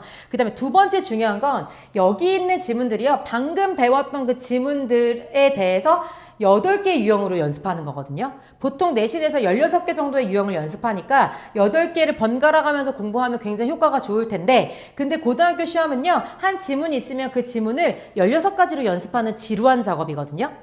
그러면 10지문만 돼도 애들이 160문제를 풀어야 되잖아요. 그러니까 몇백 문제를 푸는 게 너무 기본이에요, 고등학교는. 그래서 그렇게 똑같은 지문을 이렇게 맺혔다 저렇게 맺혔다 공부하는 그 지루함을 견뎌내기도 해야 되는데 근데 이 안에 또 이 지문들이 패러프레이즈가 다 돼 있어요. 그래서 중학교 때부터 자연스럽게 저희 초등학교 5학년부터 쓰거든요, 이 교재를. 아이들이 자연스럽게 결국 같은 말을 이렇게 계속 바꿔서 할 수 있구나를 이걸 통해 체화하게 됩니다. 그리고 전부 다 근거 달고 있는 거 보이시죠? 제가 근거 잘 달린 책만 가져온 게 아니라 저는 근거를 안 달면 안 됩니다. 저희끼리는 근거쟁이라고 부르거든요. 근거쟁이 해야지 라고 얘기하는데 이렇게 문제를 풀고요. 그러고 난 다음에 마지막 10단계 오답 노트를 반드시 작성합니다. 제가 처음에 학원에 오답 노트를 도입했을 때 어머니 되게 이상하다고 하셨어요. 수학학원만 쓰는 거 아니냐. 근데 이제는 다 알고 계십니다. 그리고 서울대 합격생들의 공통점 뭔지 아세요? 걔네끼리 서로 알고 지내는 것도 짜고 치는 고습도 아닌데 아무도 오답 노트를 안 쓰는 사람이 없습니다. 그 정도로 자기가 틀렸던 걸 다시 복귀하는 작업은 굉장히 중요하고 특히 저는 자신의 언어로 다시 정리하는 게 굉장히 중요하다고 생각하거든요. 그리고 나아가서는 저희가 나뇌문이라고 하는 걸 해요. 나를 위해 내가 내는 문제라고 제가 네이밍은 했는데 애들끼리 줄여서 나뇌문이라고 하는 게 있거든요. 출제자의 눈을 가지면서 자기가 공부했던 걸 다시 복습하는 과정, 그러니까 스스로 문제를 만들어내는 과정에서 중요하고 중요하지 않은 걸 덜어낼 수 있는 힘, 그리고 장기 기억으로 전환하는 힘이 여기서 나오거든요. 그래서 저 이거 되게 중요하게 생각합니다. 그리고 고등학생들은 나뇌문을 내서 애들끼리 문제를 바꿔서 풀려보기도 합니다. 왜냐면 이거 훈련 잘 되잖아요, 언니? 고등학교 올라가서 애들이 지네가 문제를 예측합니다. 그래서 제가 문제를 예측할 때마다 한 문제 똑같이 나올 때마다 5만 원을 주겠다고 한 적이 있거든요. 10만 원을 타간 애가 있습니다. 대박이죠. 네. 그래서 이런 식으로 반드시 훈련을 하는 10단계의 과정을 거치고 있습니다. 괜찮으실까요? 네. 그래서 KNS가 저희 와서 배워야겠다고 말씀하실 정도로 저희가 진짜 이렇게 제대로 공부하고 있고요. 그 다음에 두 번째, 초견이라고 들어본 적 있으시죠? 우리 피아노 전공할 때 보면 그냥 딱 처음 보자마자 악보를 보고 막 쳐내야 되잖아요, 피아노를. 그런 거랑 마찬가지로 고등학생들도 처음 보는 지문에 대응할 수 있어야 되거든요. 그거를 위해서 수능 준비를 하고 있는데 앞에서 엔소로지 같은 경우는 공부했던 지문에 대해 다양한 각도를 공부하는 거라면 액츄얼 테스트라고 저희가 부르는 것들은 수능 기출 아카이브와 저희가 가지고 있는 이 분당의 역대 기출 문제들 있죠? 그런 것들을 아카이브를 해서 매번 수업마다 풉니다. 반마다 빈도는 다른데요. 잘하는 반 기준으로 하루에 하나씩 풉니다. 그래서 10문제를 매번 풀고요. 그리고 보시면 이렇게 1년에 48개를 풉니다. 근데 항상 1주는 내용 추론이고 2주는 데이 추론, 빈칸 추론, 논리 추론으로 구성되어 있어서요. 한 주에 4개의 사이클로 계속해서 유형을 연습을 하는 겁니다. 그래서 이 4가지 카테고리를 연습하는데 1년이면 48개, 480문제를 풀고요. 6년이면 2880개의 문제를 풀게 됩니다. 그러면 끝판왕 될 것 같죠? 매우 그렇습니다. 자, 그 다음에는요, 이제 그라마 어떻게 하는지 설명드리겠습니다. 사실 문법 수업이야 대동소이하다고 생각하는데 저희가 좀 자랑하는 부분이 있습니다. 바로 스텝스라고 하는데요. 요 하나하나 과정들을 좀 설명드려보도록 하겠습니다. 저희는 누적을 되게 중요하게 생각하는 학원이에요. 일단 준비되어 있는 친구들 기준으로는요, 저희가 수업 시간에 수업을 하지 않습니다. 대신에 제가 자체적으로 촬영한 영상들을 아예 집에서 들어가지고 옵니다. 그리고 학원에 와서 선생님한테 이해한 걸 본인이 설명하는 시스템입니다. 근데 요즘 이게 예전 같지 않더라고요. 디바이스 이슈도 있고 아이들이 들어도 이해를 못하는 경우가 너무 많아요. 지금 현재 고등학교 1학년들이 초등학교 5학년, 6학년이라는 그 골든타임에 코로나를 겪었던 애들이거든요. 그래서 지금 고1 애들이 중2, 중3 정도 영어 실력밖에 되지 않아요. 엄청 심각하죠. 근데 지금 중학생들도 더 마찬가지입니다. 걔네들이요, 영상을 듣고 이해해오는 걸 잘하지 못해요. 그래서 제가 생각했을 때 인강 회사들 망하지 않을까? 애들이 너무 이해를 못하니까요. 그래서 어쨌든 이렇게 인강을 듣거나 아니면 수업 시간에 정리하거나 어쨌든 이론을 전달하는 수업이 있고요. 그리고 난 다음에 저희가 문제를 풀어오게 하는데 필기도 잘해야 되겠지만 문제를 풀었을 때 반드시 근거를 달아가지고 와야 됩니다. 근거쟁이가 돼야 되죠. 그러니까 저희는 찍어서 맞는 거를 완전 방지하는 겁니다. 그러면 절대 실력이 늘지 않고 아이가 자꾸 운에 기대기 때문입니다. 그리고 난 다음에는요. 학원에 와서 그러니까 앞에 두 단계는 숙제고요. 그 다음에 세 번째 단계는 선생님 옆에 와서 자기가 설명합니다. 부족하면 설명을 더 듣고 본인이 자기가 이렇게 정리해온 저희가 메타노트라고 부르는데 여기 노트에 자기가 정리해온 것을 가지고 선생님한테 설명하는 시간을 갖습니다. 그래서 저희가 여기 노트에 정리한 거 그 다음에 설명하는 것만 들어도 어디가 부족한지 알 수 있잖아요. 그래서 100%로 채워나가는 작업을 하고 나고요. 그리고 난 다음에 마인드 매핑을 합니다. 그래서 중요한 키워드를 중심으로 아이가 얼마나 요약할 수 있는지 그리고 요약 능력을 가져가고 있고요. 그리고 난 다음에 스트렝스라고 하는 마지막 단계에서는 필요하면 줌으로 다시 보강도 하고요. 그리고 아이들마다 틀리는 문제가 좀 다르잖아요. 패턴 드릴이 필요한 아이인지 종합 문제를 풀어야 되는지 개념을 다시 한번 외워야 되는지에 따라서 추가 유인물이 나가면서 강화하는 과정을 갖게 됩니다. 이거는 좀 대동소이하죠? 네. 자, 이번에는 라이팅입니다. 라이팅 같은 경우는 저희가 크게 두 가지로 볼 수 있겠죠. 방금 말씀드린 독해 속에서 오레오 라이팅을 하는 경우와 그 다음에 서술형 문제집을 직접 푸는 경우 이 두 가지 모두를 병행하고 있습니다. 그래서 문법 시간에 서술형이 붙어서 문법책 하나, 서술형 책 하나 이렇게 투트랙으로 가고요. 그 다음에 독해에서 오레오 라이팅을 하는 그러니까 여기는 자기 생각을 쓰는 거에 좀 더 가깝죠. 그 다음에 이거는 조건 영작을 할 수 있도록 훈련이 돼 있는 거다라고 생각하시면 되겠습니다. 다음으로는 어휘입니다. 에빙하우스의 망각국사 많이 들어보셨죠? 이거의 포인트는 뭐냐면요. 3일 이내에 다시 해라 라는 거고 뇌과학에 따르면 인간은요. 어떤 정보가 되든 16번을 반복하면 절대 잊을 수 없다고 해요. 티라노 다음에 뭐죠? 티라노사우루스. 이거 되게 어려운 말이잖아요. 근데 어떻게 아시죠? 16번, 그렇죠. 많이 들으셨고 많이 말씀해 보셨기 때문에 가능한 겁니다. 제 딸도 5살인데 공룡과 공주를 좋아하거든요. 그래서 저 웬만한 공룡 이름 저도 많이 아는데 이 16번이 진짜 위대한 거구나 이런 생각을 하거든요. 그래서 이거에 맞춰서 저희가 구성이 되어 있습니다. 지금 재원생학부모님들은 알고 계실 텐데 저희가 이렇게 명함 사이즈의 카드를 항상 아이들 가지고 다니거든요. 그래서 여기에 문법적으로나 독해적으로나 어휘적으로 중요한 것들을 자기만의 카드로 작성을 합니다. 그리고 조교 선생님께 구두로 테스트를 보거든요. 근데 이거를 한 카드를 2달 동안 합니다. 16번이라는 매직 넘버가 들어가 있는 거죠. 그래서 시험은 3단계로 구성이 되어 있습니다. 먼저 클래스 카드는 저희가 권장하는 부분이긴 한데 디바이스 이슈가 있다고 하면 이제 종이로 공부하는 것도 가능하고요. 그 다음에 학원에 와서는 뜻쓰기 시험 또는 스펠링 시험을 보고 그 다음에 이거를 앞에 보여드렸던 누적 카드를 가지고 구두로 테스트하는 것까지 3단계로 촘촘히 되어 있고요. 그리고 이제 어휘는 구성이 이렇게 되어 있습니다. 아이가 지금 하고 있는 교재를 온레벨이라고 했을 때 복습하는 교재 와 자기 수준보다 하나 더 높은 거 이렇게 항상 3단계로 구성이 되어 있습니다. 그래서 예를 들어서 우리 친구가 지금 중등 실력이라는 어휘책을 하고 있다면 중등 기본 띄었던 거 한번 3분의 1 중등 실력 하나 더 중등 고난도 이렇게 해서 항상 3개로 되어 있습니다. 그래서 어머님들이 저희가 애들 단어 120개씩 180개씩 한다 그러면 기절하려고 하시거든요. 근데 180개가 다 모르는 단어가 아니라 30%만 50% 정도만 새로운 단어고 나머지는 계속 복습을 하고 있는 겁니다. 근데 왜 그런지 좀 느껴지시죠? 제가 앞에서 쭉 시험지 보여드리면서 말씀드렸잖아요. 단어를 정확하게 알고 있는 거, 그 다음에 적확하게 쓸 수 있는 게 굉장히 중요하기 때문에 이런 훈련을 놓칠 수가 없습니다. 그리고 5,000개만 알면 되는데요. 가성비 꽤 괜찮지 않습니까? 그래서 저희가 1년 반 정도 되면은요, 2만 개의 단어를 공부하게 됩니다. 그러니까 이제 5천 개의 단어가 2만 번이 반복이 되는 거죠. 자, 그 다음에 그 방금 말씀했던 5,000개 단어 중에 other, boy, girl 이런 거 빼고 나면 소위 말하는 수능 기출어휘가 2,000개가 있거든요. 그 2,000개 단어 중에 1,378개와 622개 요 단어가 얘 밑에 있는 큰 숫자는요. 어근으로 해결될 수 있는 단어입니다. 어근이라고 들어본 적 있으시죠? 여기 보시면 spire하고 똑같이 생겼는데 앞에 어떤 약간 한자처럼 앞에 뭐가 붙느냐에 따라서 의미가 달라지는 경우들이 있어요. 영국이 프랑스의 지배를 600년을 받으면서 우리도 중국 문화권이어서 순 우리말은 불은 쉬운 말이고 화재 하면 고급어휘잖아요. 그런 것처럼 영어도 fire이라고 하면 이제 켈트어 그러니까 영어 순수 영어고요. 그 다음에 inflammation이라고 하면 프랑스어에서 온 거예요. 네, 근데 그렇게 해서 해결하는 단어가 우리도 화재라고 하는 게 되게 어려운 어휘인 것처럼 아이들한테는 프랑스어 출신 어휘가 학문적인 글을 구성하는 단어들이거든요. 근데 다행인 건 그렇게 하나를 알면 10개를 유추할 수 있는 힘이 생깁니다. 그래서 외울 수 있고요. 그 다음에 622개는요. 소위 말하는 그냥 디립다 외워야 되는 단어예요. 그렇게 해서 2,000개 구성되어 있고 그 위에 소위 말하는 하이퍼라고 하는 1,000개 단어는 제가 없어도 수능 1등급은 나오는데 없으면 내신 1등급이 나오지 않는 단어들이 됩니다. 그래서 요 3,000개를 공부를 할 수 있어야지 아이들이 진짜 어휘 실력이 있다.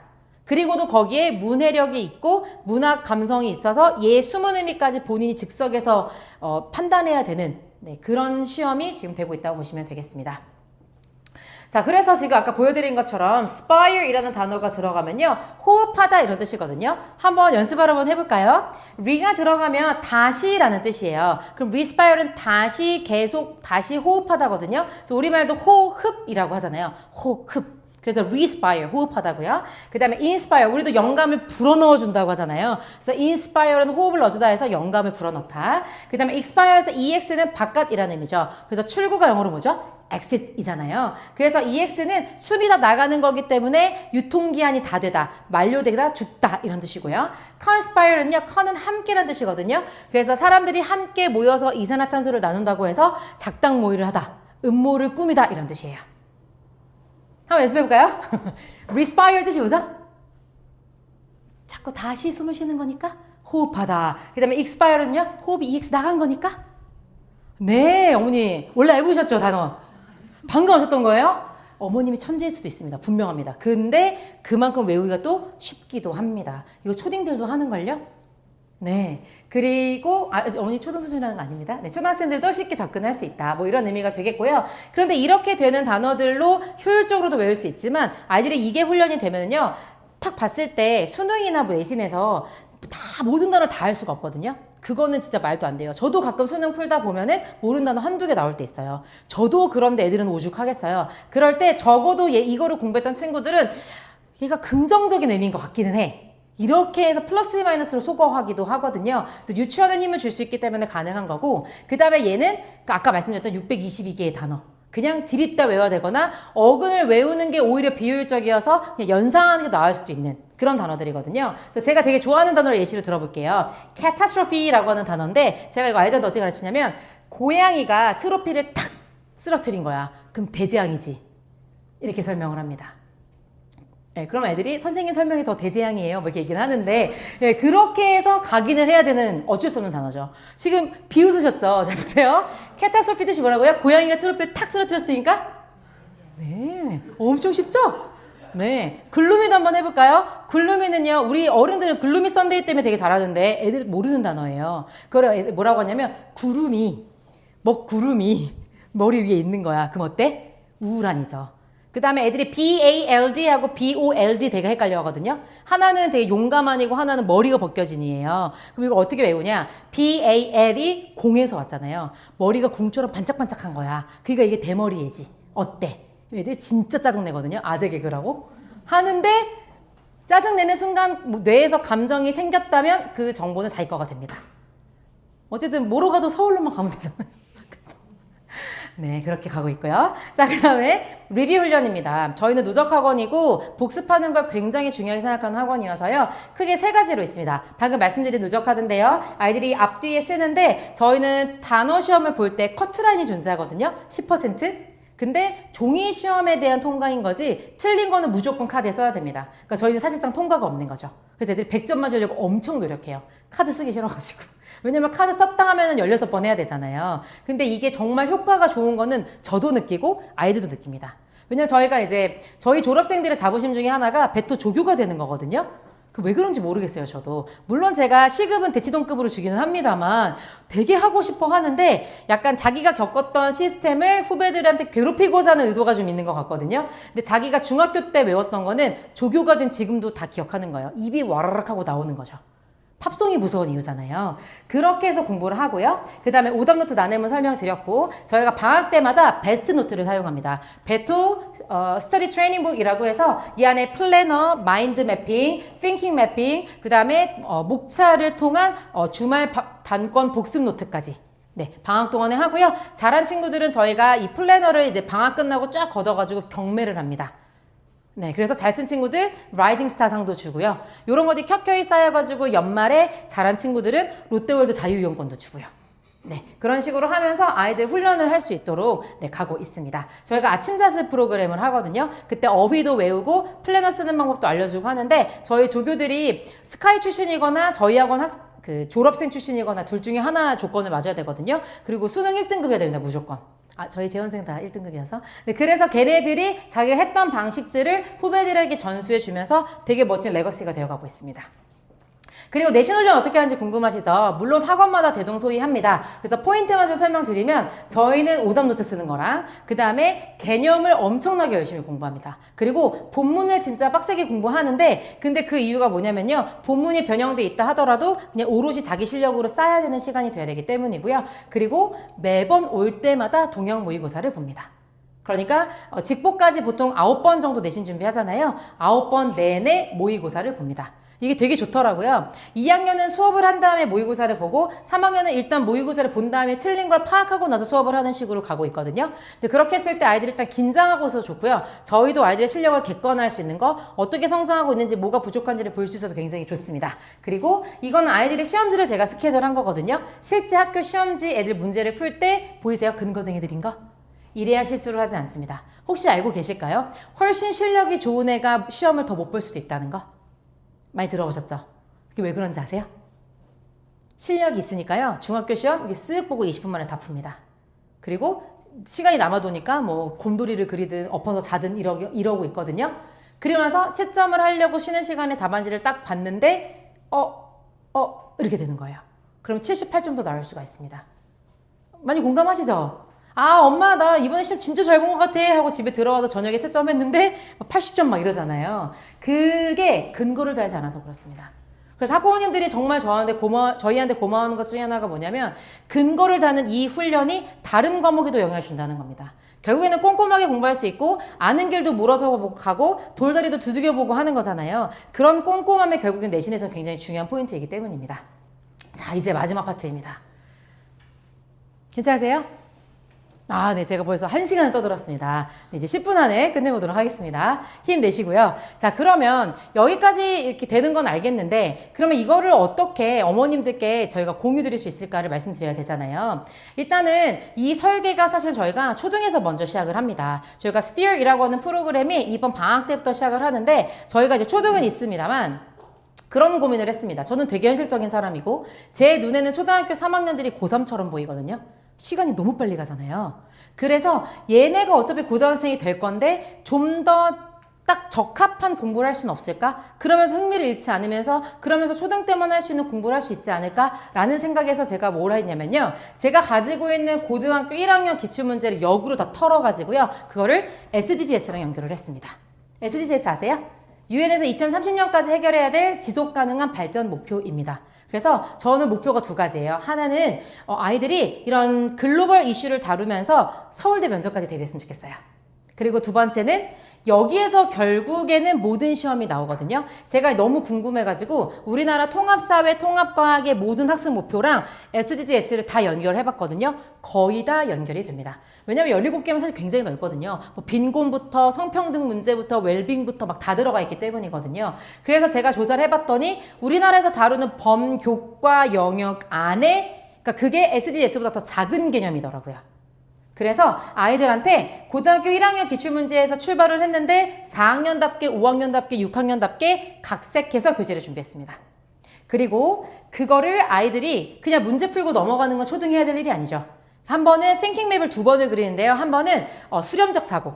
그러니까 내용을 얼마나 잘 이해하고 내 걸로 만들었느냐. 한 번은 발산적 사고. 그래서 너는 어떻게 생각하는데? 이렇게 해서 이제 수업이 진행하게 됩니다. 그리고 이 구조가 그대로 중등에 가면 로지컬 플로우라고 하는 이름의 수업이 그 다음에 오레오 라이팅으로 직결이 됩니다.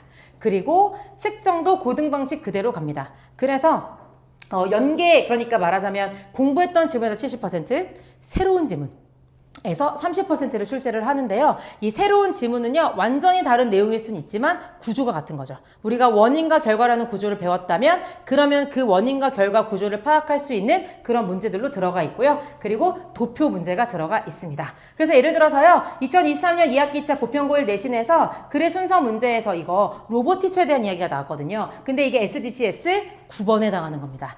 여기도 마찬가지로 4번, 11번 이렇게 해서 연결이 되거든요. 그래서 이 초5의 언어로 다시 썼는데 생각의 높이는 이미 고등학생인 거죠. 그러면 이렇게 이미 익숙한 아이가 고등학생이 됐다고 생각해 보세요. 근데 그렇게 된 게 아니라 거기서 끝나는 게 아니라 지문을 읽고 띵킹 맵을 했는데 저희는 프레젠테이션까지 하거든요. 그래서 라이팅을 한 이후에 프레젠테이션을 하면서 테스트와 PT까지 실제로 했을 때 자신의 언어로 글을 써보고 그거를 말로 해본 경험이 있는 친구는 그 기억이 정말 오래 가겠죠. 이 수업을 저희가 지금 판교 초등에서 본인을 제이리 키즈라고 소개하시더라고요. 네, 그 면접을 할 때, 그러니까 자기 본인은 제이리를 나온 거에 대한 되게 자부심이 있으시더라고요. 그 정자에 있는 영어 유치원이잖아요. 그러면서 난 베토 키즈를 키우고 싶다. 그래서 그분은 지금 민사고를 졸업하시고 영국에서 대학교를 나와서 지금 저희 학원에 근무하고 계신데 그 선생님께서 이번 방학 때부터 저희가 이 교재 만드는데 3달이 넘게 걸렸거든요. 네. 지금 요렇게 제가 샘플을 한번 넣어드렸어요. 그래서 한번 보시면 될 것 같고요. 제가 설명드린 이유는 뭐냐면 요렇게 해서 스피얼이라고 하는 수업이 진행이 되고 네 보시면 됩니다. 수업이 진행이 되는데 요게 이제 중학생이 되면 엔솔로지랑 연결이 되는 거거든요. 그렇게 해서 아이들은 이미 고등학교 기출을요 4학년 때부터 나도 모르게 젖어들어 가면서 이미 중학교 3학년 됐을 때는 다 공부한 수준이 되는 겁니다. 4, 5, 6, 1, 2 그쵸. 5년이면 충분하거든요. 그리고 난 다음에 저희가 이제 중학교 3학년은 예비고일 프로그램이 7월부터 시작을 합니다. 그래서 아까 말씀드렸던 엔솔로지 교재는요, 6월 달에 졸업을 하고, 7월부터는 이 분당에 있는 기출문제들을 직접적으로 다루면서 내가 고등학교 1학년이 됐다고 전제했을 때 어떤 부분이 부족한지를 계속 약점을 잡아가면서 가고요. 그리고 난 다음에 고등학교 발표가 나고 나면 그 학교에 맞게 네, 수업 준비를 하게 됩니다. 3학년 됐을 때 다시 알려드리도록 하겠습니다.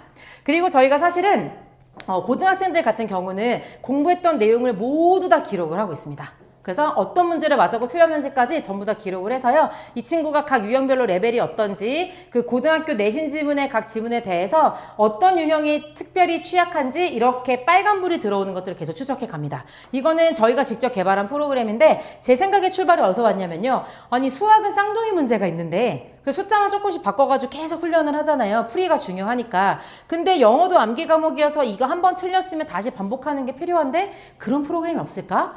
하는데 제가 아는 선에서는 없더라고요. 그래서 그냥 만들었습니다. 그래서 아이들이 문제를 풀고요. 틀린 문제가 있잖아요. 다음날 이제 민지가 오죠. 그러면 그 위에 그 아이의 이름이 딱 있고 그 아이가 틀린 문제만 다시 모여져 있습니다. 근데 고등학생들이 기억력이 좋으니까 조금씩 다 비틀어 놨어요. 그래서 틀린 문제를 계속 공부하고 갈 수 있도록. 그래서 맞은 것까지 다 집대성하는 게 아니라 틀린 것만 정확하게 공부하면 되잖아요. 네, 어쨌든 시험은 모르는 것만 없으면 되니까요. 이렇게 기록하고 있고 또 하나는 저희 자체 대시보드인데 이렇게 대시보드 내에 아이들의 어떤 그날그날의 어떤 행동에 대해서 그 다음에 어떤 수행도에 대해서 저희가 다 코멘트로 관리를 하고 있습니다. 근데 이거를 학부모님들에게 공유를 안 드렸더라고요, 저희가. 왜냐면 이제 시스템 안정화를 위해서 물론 공유드리기 어려웠지만 이제는 공유드릴 때가 됐다. 그리고 고등부가 이렇게 이제 했으면 중등부도 이제 시작을 해야 되겠다. 그래서 저희가 중3은 여름방학부터 시작하고요. 중학교 2학년 이하는 9월부터 시작을 합니다. 그래서 저희가 지금 개발 중이고 거의 이제 완료 단계에 와 있는데 만약에 여력이 좀 되면 앱까지 한번 가보고요. 안 된다 하더라도 브라우저로 제가 저희가 제공을 해드리겠습니다. 그래서 사춘기 아이들이랑 안 싸우셔도 돼요. 시험 잘 봤니? 너 클리닉 언제 가니?가 아니라 여기에 접속만 하시면 이 아이의 클리닉 재시험 일정이 다 보이고 그 다음에 얘가 어떻게 수행하고 있는지 단어 시험부터 독해 시험부터 전부 다 볼 수 있고요. 근데 여기에는 점수를 확인하실 수도 있지만 추세선도 궁금하시잖아요. 그래서 최근 성장들, 추세 이런 것들을 정리해서 일주일에 한 번씩 레포트로 발송을 해드릴 겁니다. 그래서 아이랑 싸우지 마시고 이 안에 내용 들어가셔서 확인을 해보시면 되겠습니다. 괜찮으실까요? 네. 그리고 저희 지금 진단고사를 진행하고 있는 중입니다. 저희 학원을 자체적으로 개발한 진단고사고, 표준 편차가 한 15 정도 나올 정도로 굉장히 잘 설계된 시험이어서 아이들 보고 있는 중인데, 여기 있는 시험에는 아까 말씀드린 것처럼 고등학교 시험과 중학교 시험이 적절하게 섞여 있고요. 이 시험을 딱 봤을 때 아이의 위치가 되게 잘 나오더라고요. 그래서 한번 시험을 보시고 나면 저희가 총점부터 유형별 강약점, 그 다음에 어떻게 해서 이 친구가 이런 문제에 도달하게 됐고, 어디 부분이 약점인지 설명드리고, 특히 중학교 3학년 같은 경우는 저희가 고등 거를 일부러 보게 했거든요. 그래서 고등학교 1학년, 2학년도 같이 시험을 보면서 현재 중3들이 내신 1등급이 나오는 선배들에 비해서 어디가 부족한가를 진단하려는 목적입니다. 그리고 2학년부터 초등학교 아래 아이들은 같은 시험을 또 중등 진단고사를 봤다고 봤거든요. 그래서 지금 현재 레벨 테스트로 활용하고 있기 때문에 만약에 이 시험을 한번 봐보고 싶다, 그리고 저한테 상담 받고 싶으시다 라고 하시면 시험 보시고 난 다음에 말씀해 주시면 1대1로 상담 드리면서 어떤 부분이 부족한지, 지금 이 골든타임에 무엇을 채워야 되는지 말씀드리도록 하겠습니다. 그리고 저희가 내일과 그다음 다음 주 일요일에 고교 매칭 진단 시험을 봅니다. 제가 조심스러운 거는 아직 1학년, 2학년은 많이 준비 안 됐을 가능성도 있거든요. 그리고 아직 고등학교를 정하기에는 빠른 나이기는 합니다만 그래도 궁금하실 수 있잖아요. 현재 지금 이 아이가 이 상태로 고등학교 갔을 때 몇 점일까? 그래서 학교별로 똑같은 영어 시험이 전혀 아니거든요. 시그니처들이 존재하고 그 시그니처 문제들만을 모아가지고 저희가 시험 준비를 해놨습니다. 그래서 50분의 시험을 보고 난 다음에는 어떤 학교가 나랑 궁합이 맞는지를 보실 수 있고 내가 어떤 유형의 굉장히 준비가 잘 된지를 보실 수 있습니다. 물론 질문하실 수 있어요. 내가 지금 보편고를 갈지 아닐지도 모르겠고 보평, 판교 이런 데는 공립이라서 선생님이 바뀌면 시험 유형이 완전히 바뀌는데 괜찮냐 생각하실 수 있잖아요. 결론으로 말씀드리면 괜찮습니다. 다 달라 보이는데 그 안에 원리는 다 똑같거든요. 조금 창의적이어 보이지만 결국에는 응용 버전이기 때문에 사실 여기 있는 학교들은 다 대동소이하다고 보실 수 있습니다. 그럼에도 불구하고 시그니처가 존재하고 나한테 맞는 학교가 있거든요. 예를 들어 판교고랑 태원고는 완전 양쪽 끝단의 스펙트럼에 있는 학교입니다. 네, 그런 식으로 학교마다 다르기 때문에 어떤 학교가 맞는지를 궁합을 보는 시험이라고 생각하시면 되겠습니다. 그래서 시험을 한번 봐보시고 나면 그러면 저희가 지금 타임 슬롯을 열어놨고 재원생 분들부터 먼저 채워놓고 그 다음에 이제 비재원생 분들도 여유가 되시면 그 자리가 있으면 예약하실 수 있고요. 그러면 제가 이 결과를 가지고 역시 상담을 드리도록 하겠습니다. 네, 그리고 저희 지금 개강인데요. 어휘 라인과 문법 라인과 내신 서술형 라인이 있습니다. 그래서 다양한 특강이 개설되어 있고 제가 지금 여기 종이 안에 끼워 넣어 드렸거든요. 그래서 지금 가장 필요한 게 무엇일까? 특히 저는 진짜 추천하고 싶은 건 여기 어휘 라인인데 저희가 이번에 어휘 스파르타라고 해서 아침 9시에 모입니다. 그래서 그 바이오 리듬을 계속 같이 가져가고 싶은 거 플러스 학부모님께서 외우라고 해도 애들 외우지 않잖아요. 그래서 학원에 와서 외우고 시험 통과하면 다른 과목 같이 공부하는 그런 프로그램이 진행이 돼서 한 달 동안 2,000개를 끝내는 걸 목표로 하고 있습니다. 네, 금방 외울 수 있고요. 아까 캐타스트로피 생각나시죠? 네, 그런 식으로 외우면 됩니다. 그 다음에 이제 문법은요, 저희 고등부 선생님들이 직접 중등부를 위해서 수업을 하십니다. 그래서 고등부 선생님들이 꼭 고등학교 올라왔을 때 필요한 핵심 문법만 골라가지고 수업을 해주시기도 하고요. 그 다음에 주 1회가 있고 주 2회가 있고 이렇게 생각하시면 되겠습니다. 그리고 중학교 내신을 미리 준비하겠다라고 하는 내신 스포일러반, 그 다음에 고등 내신 서술형 기준으로 그걸 미리 훈련하고 싶은 감점 제로 서술형반, 이렇게 고등 서술형과 중등 서술형 반으로 특강이 개설되어 있음을 참고해 주시면 되고요. 거기에 이제 캠퍼스라든지 시간이라든가 나와 있으니까 말씀해 주시면 되겠습니다. 자, 그러면 이제 마무리해 보도록 하겠습니다. 중학교 90점은요, 실력을 대변한다? 그럴 수도 있지만 성실성의 점수일 가능성도 높다. 그리고 네, 그 다음에 어휘는 학년 플러스 1이 기본값이다. 기억하시죠? 세 번째입니다. 독해 체력, 어휘, 영작은요, 벼락치기가 안 됩니다. 3주 안에, 2달 안에 절대 해결할 수 없습니다. 이거 제가 어머님들, 아버님들 협박하는 거 아니고요. 팩트입니다. 영어는 특히 정말 못하는 게 티가 나지 않는 과목이기 때문에 최소 1, 2년 그리고 저는 5년 동안 6년 동안 뭉근히 공부하는 거 되게 중요하다고 생각하거든요. 특히 영어는 그렇게 실력이 올라가는데 아주 많은 시간이 드는 과목입니다. 그리고 배운 지문에서 나오는 점수는 실력이라고 보시면 안 됩니다. 이제 진짜 실력은 어디 있죠? 초견 리딩 앞에서 나오는 점수가 진짜 점수다. 기억해 주시고요. 그리고 이제 문법은 고르는 문법에서 쓰는 문법으로 아주 많이 전환이 됐기 때문에 반드시 서술형 아무리 강조도 지나치지 않으니 꼭 준비시켜 주시고요. 그리고 그런 의미에서 중학교 1학년, 2학년은 아직 괜찮아가 아니라 마지막 기회다. 진짜 농담 아닙니다. 고등학교 가서 슬퍼하시면 안 됩니다. 네, 지금이 골든타임이기 때문에 지금 아이들 별로 서로 스트레스 주지 않고 압박 주지 않으면서 즐겁게 얘기할 수 있는 시간이 저는 지금 마지막에 생각하거든요. 중3은 이미 웃음기가 싹 빠졌습니다. 네, 이미요. 진즉이요. 네, 그렇기 때문에 꼭 기억해 주시기 부탁드리겠습니다. 감사합니다. 제 끝났고요. 자, 제가 참석자 후기 특전을 준비했습니다. 일단 첫 번째는요. 타임머신 설문 아까 기억나세요? 현재 저희 재원생들을 대상으로 너가 만약에 중3으로 되돌아간다면 어떤 걸 꼭 공부하겠냐? 라고 하는 거 있죠? 그거 저희가 지금 풀 컬러로 쫙 출력을 해놨습니다. 그래서 어머님들 형광펜도 그으시고 밑줄도 그으실 수 있도록 종이로 준비했으니까요. 후기 남겨주시면 저희가 드리도록 하고요. 거기서 끝나지 않고 두 번째 선물은요. 서울대에서 개발한 적성검사입니다. 요 검사는요. 진짜 좋은 게요. 사춘기 아이들 꼬셔가지고 1시간짜리 시험이면 진짜 싫어하잖아요. 애들이. 근데 15에서 20분 정도면 딱 끝나는데 정말 정확하게 나옵니다. 이 아이가 자기도 몰랐던 흥미 5가지가 나오는데 어머님들은 보시면 소름 돋는 맞아요. 얘 어렸을 때 레고 진짜 좋아했어요. 얘는 토목공학과가 뭔지도 모르는데. 그런 식으로 적성이 발견이 되고요. 정말 정확합니다. 20분밖에 안 걸리는데 저는 중학교 때부터 영어 선생님이 되고 싶었던 사람이거든요. 제가 적성검사를 2번을 해봤어요. 저희 학원에 도입하고 싶어서. 제가 교육이 98%가 나왔습니다. 저는 성공한 덕후거든요. 영어 진짜 좋아해가지고. 그래서 요거 한번 꼭 봐주시고, 그리고 고등학교 올라가면은요, 이미 아이들 적성이 다 정해져 있습니다. 제가 애들한테 물어보니까 한 반에 그 진로가 정해져 있지 않은 애가 한두 명밖에 없대요. 그리고 동아리를 바로 결정해야 되고요. 학교 올라가서. 그리고 선배와의 대화라고 해서 그 고등학교 졸업한 선배들이 와서 자기 직업을 막 소개하는 게 있는데 이게 전쟁이거든요. 티켓팅이. 그래서 애들끼리도 피켓팅이라고 하는데 만약 여기서 밀리게 되면 이제 베이킹 수업 들어야 됩니다. 그래서 진로가 중3 때 어느 정도 정해져 있어야 됩니다. 물론 인생의 세컨 찬스는 있겠습니다만 어쨌든 컨셉이 좀 중요하기 때문에 보시는 걸 강추 드리면서 그 진로가 이게 5개가 나오면요. 그 5개의 학과가 어느 학교에 설치되어 있는지 그리고 어떤 동아리 활동하면 좋은지 세특 어떻게 챙겨야 되는지 그 다음에 어떤 탐구 활동해야 되는지가 쫙 나옵니다. 출력이 되지 않을 정도로 진짜 많거든요. 그래서 보시기를 추천드리는데 물론 서울대 앱티핏 홈페이지에 가시면 35,000원에 응시하실 수 있거든요. 근데 오늘 귀한 시간 내주신 제가 또 이 주말에 허리를 자르는 3시에 제가 부탁을 드렸는데도 와주시는 어머님들께 후기를 남겨주시면 선물로 드리도록 하겠습니다. 그리고 마지막 오늘 참석해주신 어머님들 재원생학부님들은요 이번 여름방학에 있을 교재에 제가 3만원 할인을 해드리도록 하겠습니다. 그리고 비재원생 어머님께서도 오늘 당일 등록해 주시게 되면 같은 혜택을 드려보도록 하겠습니다.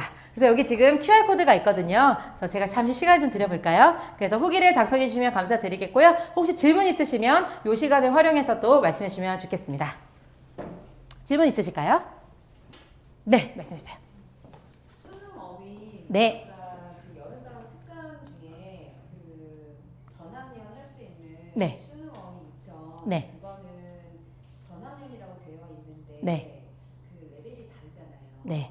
그런데 뭐 중학교나 그런 친구들이 들어도 그 어휘를 감당할 수 있는 정말 그 감당. 감당할 수 있는 그런 강의와 어떤 행화가 가능하겠어요. 일단은 두 가지인데요. 하나는 저희가 2,000개짜리가 있고 1,000개짜리가 있고 500개짜리가 있습니다. 그래서 2,000개를 하면 완주하는 거고 그 다음에 이제 1,000개씩 쪼개서 가도 되고요. 방학 때마다 있으니까 500개씩 쪼개서 가도 됩니다. 근데 전부 다 수능 기출 어휘고요. 저는 아이들의 포텐셜을 믿습니다. 왜냐면 애들도 오스트랄로피테쿠스를 외울 수 있거든요. 그거보다 짧은 단어들이니까 가능한데 근데 이게 그냥 다 외워지지 않을 수 있거든요. 그래서 제가 직접 촬영한 강의를 제공합니다. 그래서 영상을 듣고 집에서 이해해 올 수 있고요. 아니면 학원에 와서 공부해도 되고요. 실강이 아니고 영상 강의를 듣고 아이들이 그걸 보고 외운다는. 네, 공부해 와서 바로 통과할 수도 있고 그러면 이제 다른 과목 공부하면서 쭉 가는 거고요. 그렇지 않으면 학원에서 좀 외울 시간을 가지기도 하고 네, 그렇게 진행이 됩니다. 왜냐면 저희가 사실 캠퍼스가 되게 많은데 제가 어느 한 곳에서 수업하기가 좀 어려워서 그런 구조로 설계하게 되었습니다.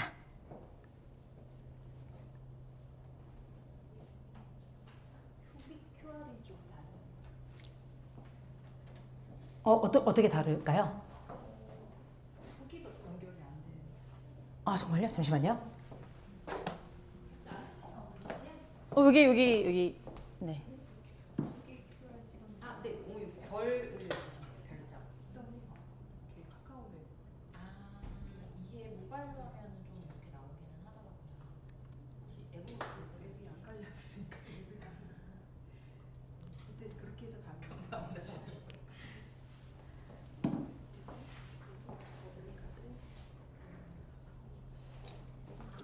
와이프가 신청을 했는데 시간이 안 돼서 제가 임시.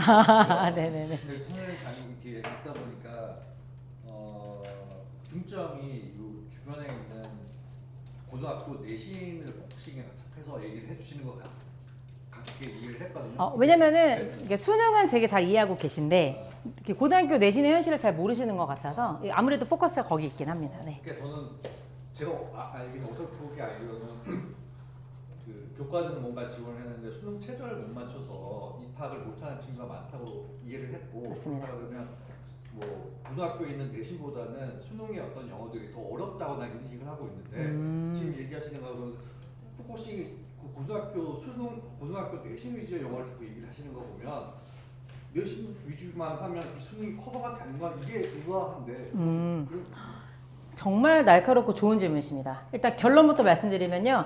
고등학교 내신을 제대로 공부하면 수능은 진짜 쉽습니다. 어휘에서도 엄청 차이가 나요. 그러니까 예를 들면 이런 거예요. 수능 지문에서 단어 5개를 몰라도 문제를 푸는 데는 어려움이 없거든요. 근데 내신은 그 5개 단어를 써내야 됩니다. 그리고 수능을 공부하는 영역과 서술형을 공부하는 영역이 되게 다른데요. 어디가 더 귀찮냐면요. 서술형을 공부하는 게 진짜 귀찮습니다. 종합예술이어서요. 그래서 대부분의 학교들이 수능 교재를 부교재로 해서 채택하고 있기 때문에 수능 점수가 자연스럽게 만들어지는 구조로 되어 있고, 그 다음에 제가 말씀드렸던 초견독해 아까 말씀드렸죠. 그게 저희가 액츄얼 테스트를 통해서 계속 훈련을 하고 있거든요. 중학생들이 하루에 한 번에 왔을 때 10개씩 하지만 고등학생들은 풀셋을 공부하기도 합니다. 45문제 듣기까지 포함해서 그런 것들을 사실은 다 기본적으로 하죠. 기본적으로 하는데 제가 이제 말씀을 안 드린 것 뿐이고 좋은 설명을 주신 것 같고, 그 다음에 학교마다 좀 다른데요. 사실은 제가 이제 태원고에 대해서 좀 안타까운 점은 태원고는 굉장히 내신 집중형 학교예요. 그래서 태원고에서 3년 내내 영어 공부를 하는 게 반드시 수능 성적에 연결이 안 될 때가 있어요. 그래서 태원고 3학년쯤 됐을 때 어머님들이 그 치열한 경쟁률을 뚫고 들어왔는데 막상 3학년이 되니까 수능 점수가 좀 안 나오더라. 이렇게 말씀하신 경우가 있거든요. 그러면 학교 수업으로 커버가 안 되고 학원에서 엑스트라로 좀 해야 되는 그런 몇몇의 경우를 제외하고는 대부분의 학교들이 다 수능 교재를 사용하고 있다. 그리고 아이들이 내신 앞에서 모두가 다 공평하게 무력화되어 있습니다. 예를 들어서 보편고를 기준으로 보편고는 3학년쯤 됐을 때요. 3학년 전교생의 40%가 이미 1등급 안에 들어와 있습니다. 근데 맞습니다. 네. 수능 1등급. 그런데 그 안에서 10%만 내신 1등급이잖아요. 네. 플러스 지금 정시에서도 그러니까 저는 최저 너무 중요하다 생각하거든요. 그래서 결국엔 영어가 최저를 맞춰주는 효자 과목이 되긴 할 거예요. 그런데 지금 서울대도 그렇고 다른 많은 학교들이 정시의 수시와 수시의 정시화가 됐잖아요. 그러니까 내신 성적이 이제 내신 성적 안 나오니까 정시로 갈까? 그러니까 안 되는 시대가 돼버렸거든요. 그러니까 수능을 준비하는 건 사실 학군지에서 당연히 바람직한 전략입니다. 왜냐면 우리는 너무 치열하니까 내신 점수 잘 안 나오기 훨씬 쉽거든요. 근데 내신을 놓치지 않아야 대학을 훨씬 쉽게 갈 수 있고, 그리고 그게 훨씬 오래 걸리는 작업이기 때문에 어렸을 때부터 준비해야 됩니다. 솔직히 수능은요, 그 아버님이나 제 세대랑 마찬가지로 1년 동안 빡세게 수능 준비하면 점수 나와요. 네. 근데 내신은요? 안 됩니다. 그게 사고력, 문해력, 어휘 갖고 놀고 문법 돼 있고 독해 쓱 읽어내가지고 자기의 문학적 사고까지 결합되지 않으면 1분 안에 2분 안에 풀어내지 못하거든요. 시간이 많으면 풀죠. 근데 그렇지 않기 때문에 타임어택이기 때문에 애들이 그 순간에 탁 써낼 수 있도록 훈련이 되게 많이 되어 있어야 됩니다. 그래서 보통 이제 내신이 얼마나 중요한가 좀 감을 못 잡으실 때가 좀 많으신 것 같아서 제가 실제 시험을 또 보여드린 거기도 하고요. 그리고 결론은 학군지여도 내신 성적으로 대학 가는 애들이 더 잘 갑니다. 같은 실력 대비. 네, 그래서 정시 준비하는 애들이 되게 빡쳐하는 모먼트들이 있거든요. 제가 분명히 나보다 전체적인 실력은 별로인 것 같고 모고시험 보면 내가 더 잘 보는데 제가 학종 좀 준비하고 내신 성적 좀 관리 잘해가지고 자기보다 좋은 대학 갈 때 그거를 애들이 못 견뎌 해서 오피셜로는 고등학교들 조사해보면요. 그 졸업 후 진로 봤을 때 30% 정도가 졸업 후 대학을 진학하지 않거든요. 그러니까 재수생 비율이라고 봐야 될 텐데 제가 현장에서 체감하는 건 열에 한 7명 정도는 재수를 합니다. 난이도가 수능 음. 영어보다는 내신 영어가 더 높다는 그런 얘기인가요? 아니면 난이도. 말고 어떤 그 예를 들어서 이렇게 뭐라고 해야 되나 좀 귀찮은 뭐 이런 쪽의 유형들이 내신이 더 많다는 그런. 네, 맞습니다. 맞고요. 만약에 수능이라 말씀하시는 게 고1이 고1 모의고사를 푸는 거라고 하면 그러면 내신이 훨씬 어려운 거고요. 네, 왜냐면 이미 고1 때 고2 교재로 사용하고 고2 때 고3을 하기 때문이고요. 그리고 만약에 고등학교 1학년 서술형 등등의 내신 문제와 고3 수능을 가지고 비교를 한다고 했을 때 어려움의 정도는 저는 수능이 살짝 더 어렵다 정도라고 설명할 수 있을 것 같아요. 그래서 제가 말씀드렸죠. 중간고사 끝나고 전화 제일 많이 주실 때가 우리 아이가 3모 100점인데 그러니까 고1 거 말하는 거죠. 3모 100점인데 왜 영어가 등급이 안 나오냐. 우리 애 한 번도 영어 때문에 중학교 때 고민해 본 적이 없는데 왜 성적이 안 나올까요? 너무 당연한 거죠. 왜냐면 내신을 위한 준비는 좀 다르기 때문입니다. 아버님 되게 잘하시는데요, 입시에 대해서요? 네, 좋은 질문이었습니다. 감사합니다. 답변이 됐을까요? 네. 이게 지금 아이가 몇 학년일까요? 저는 중2예요. 중2고요. 첫째인가요? 예. 아, 네. 그럼 이제 1년 반 정도 뒤에 제 얘기 갑자기 딱 떠오르시면서 이거였구나 아마 그렇게 하실 겁니다. 왜냐면 정말 많은 아이들이 영어를 대부분 잘하고 수능에서 굉장히 특출난데 내신에서 많이 무너지거든요. 근데 이거를 미리 준비하지 않아도 어차피 고등학교 시험은 수능형으로 나오니까 그냥 모의고사 풀듯이 풀면 되잖아 라고 많이들 얘기하시거든요. 반은 맞고 반은 틀립니다. 그렇게 풀 수 있는 문제도 얼마나 많고요. 얼마든지 많은데 그 시그니처 문제도 되게 다른 문제고 서술형은 또 완전 다른 문제예요. 또 네. 궁금했던 게 뭐 수능형 음. 영어 또는 내신형 영어를 네. 하는데 학교에서 왜 이렇게 구분을 하지? 예를 들어서 학교는 어차피 수능이면 수능형 영어로 그냥 내신을 이렇게 내면 되는 거 아니냐 하는데 구분을 해서 막 하더라고요. 그것도 궁금하고. 제가 이 말씀 드리면 이사 가고 싶으실 텐데 한번 들어보시겠어요? 네. 비학분지는요.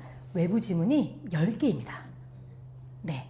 그리고 하나도 변형하지 않고요. 아주 그냥 있는 그대로. 얘가 웃고 있는 게 진짜 웃고 있는 거예요.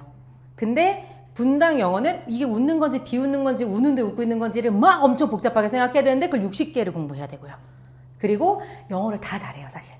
그래서 이미 저희 학원의 고등학교 1학년 아이들도요. 수능 봤을 때 2등급 이상 충분히 나온 애들, 그러니까 88, 94 여기 왔다 갔다 하는 애들이 너무 많습니다.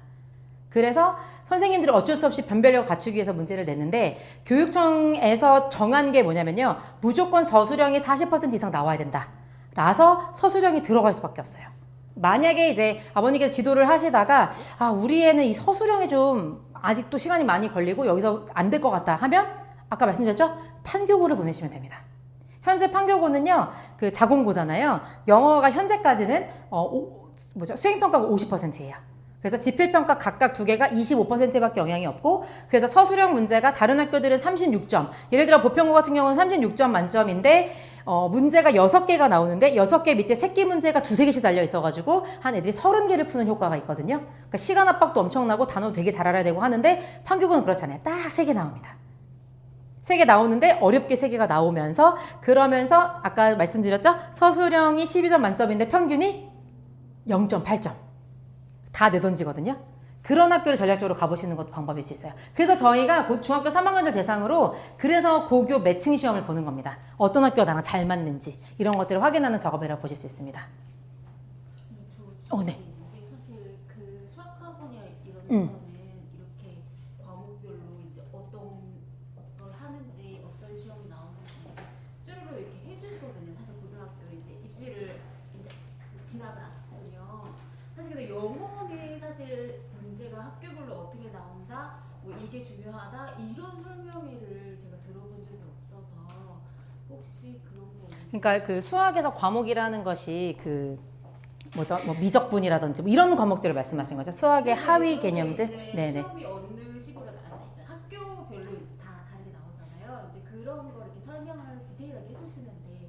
사실 영어는 제가 들어본 적이 없어서 음. 이게 어떤 문항이 주로 나오는지 단어는 뭐 어떻게 세팅이 됐는지 아니면 평소에 그 프린팅 해주시는 그 난이도 같은 거 그런 거 이렇게 학교별로 이렇게 짝짝짝 사실 중학생도 고등학교 가기 전에 그런 거 한번 해주셨으면 하거든요. 사실 네. 도움 많이 될 것 같아서. 일단 두 가지로 말씀드릴게요. 첫 번째, 영어는 위계 과목이 아니라서요. 과목별, 그러니까 그 단원별로 이렇게 공부하는 게 되게 어려운 과목입니다. 그래서 수학 선생님들이 영어 학원을 바라보면 뭐 이렇게 체계가 없어? 뭐 이런 느낌이고 영어 학원에서는 수학 학원을 바라볼 때 너무 부럽습니다. 네. 위계가 쫙쫙쫙쫙쫙 있고 앞에 게 안 되니까 뒤에 게 안 되는 거야. 너무 선명한데 영어는 어휘가 안 되는 걸까? 문법인 걸까? 막 이렇게 종합적으로 고민을 해야 되는 거. 그리고 수학은요. 만약에 제가 판교고를 다니는데 어제 보편고가 시험을 봤어요. 그러면 판교고 애들이 직본날 보편고 시험 문제를 풉니다. 왜냐면 단원이 똑같고 시험 문제가 비슷하니까요. 근데 영어는 그게 안 돼요.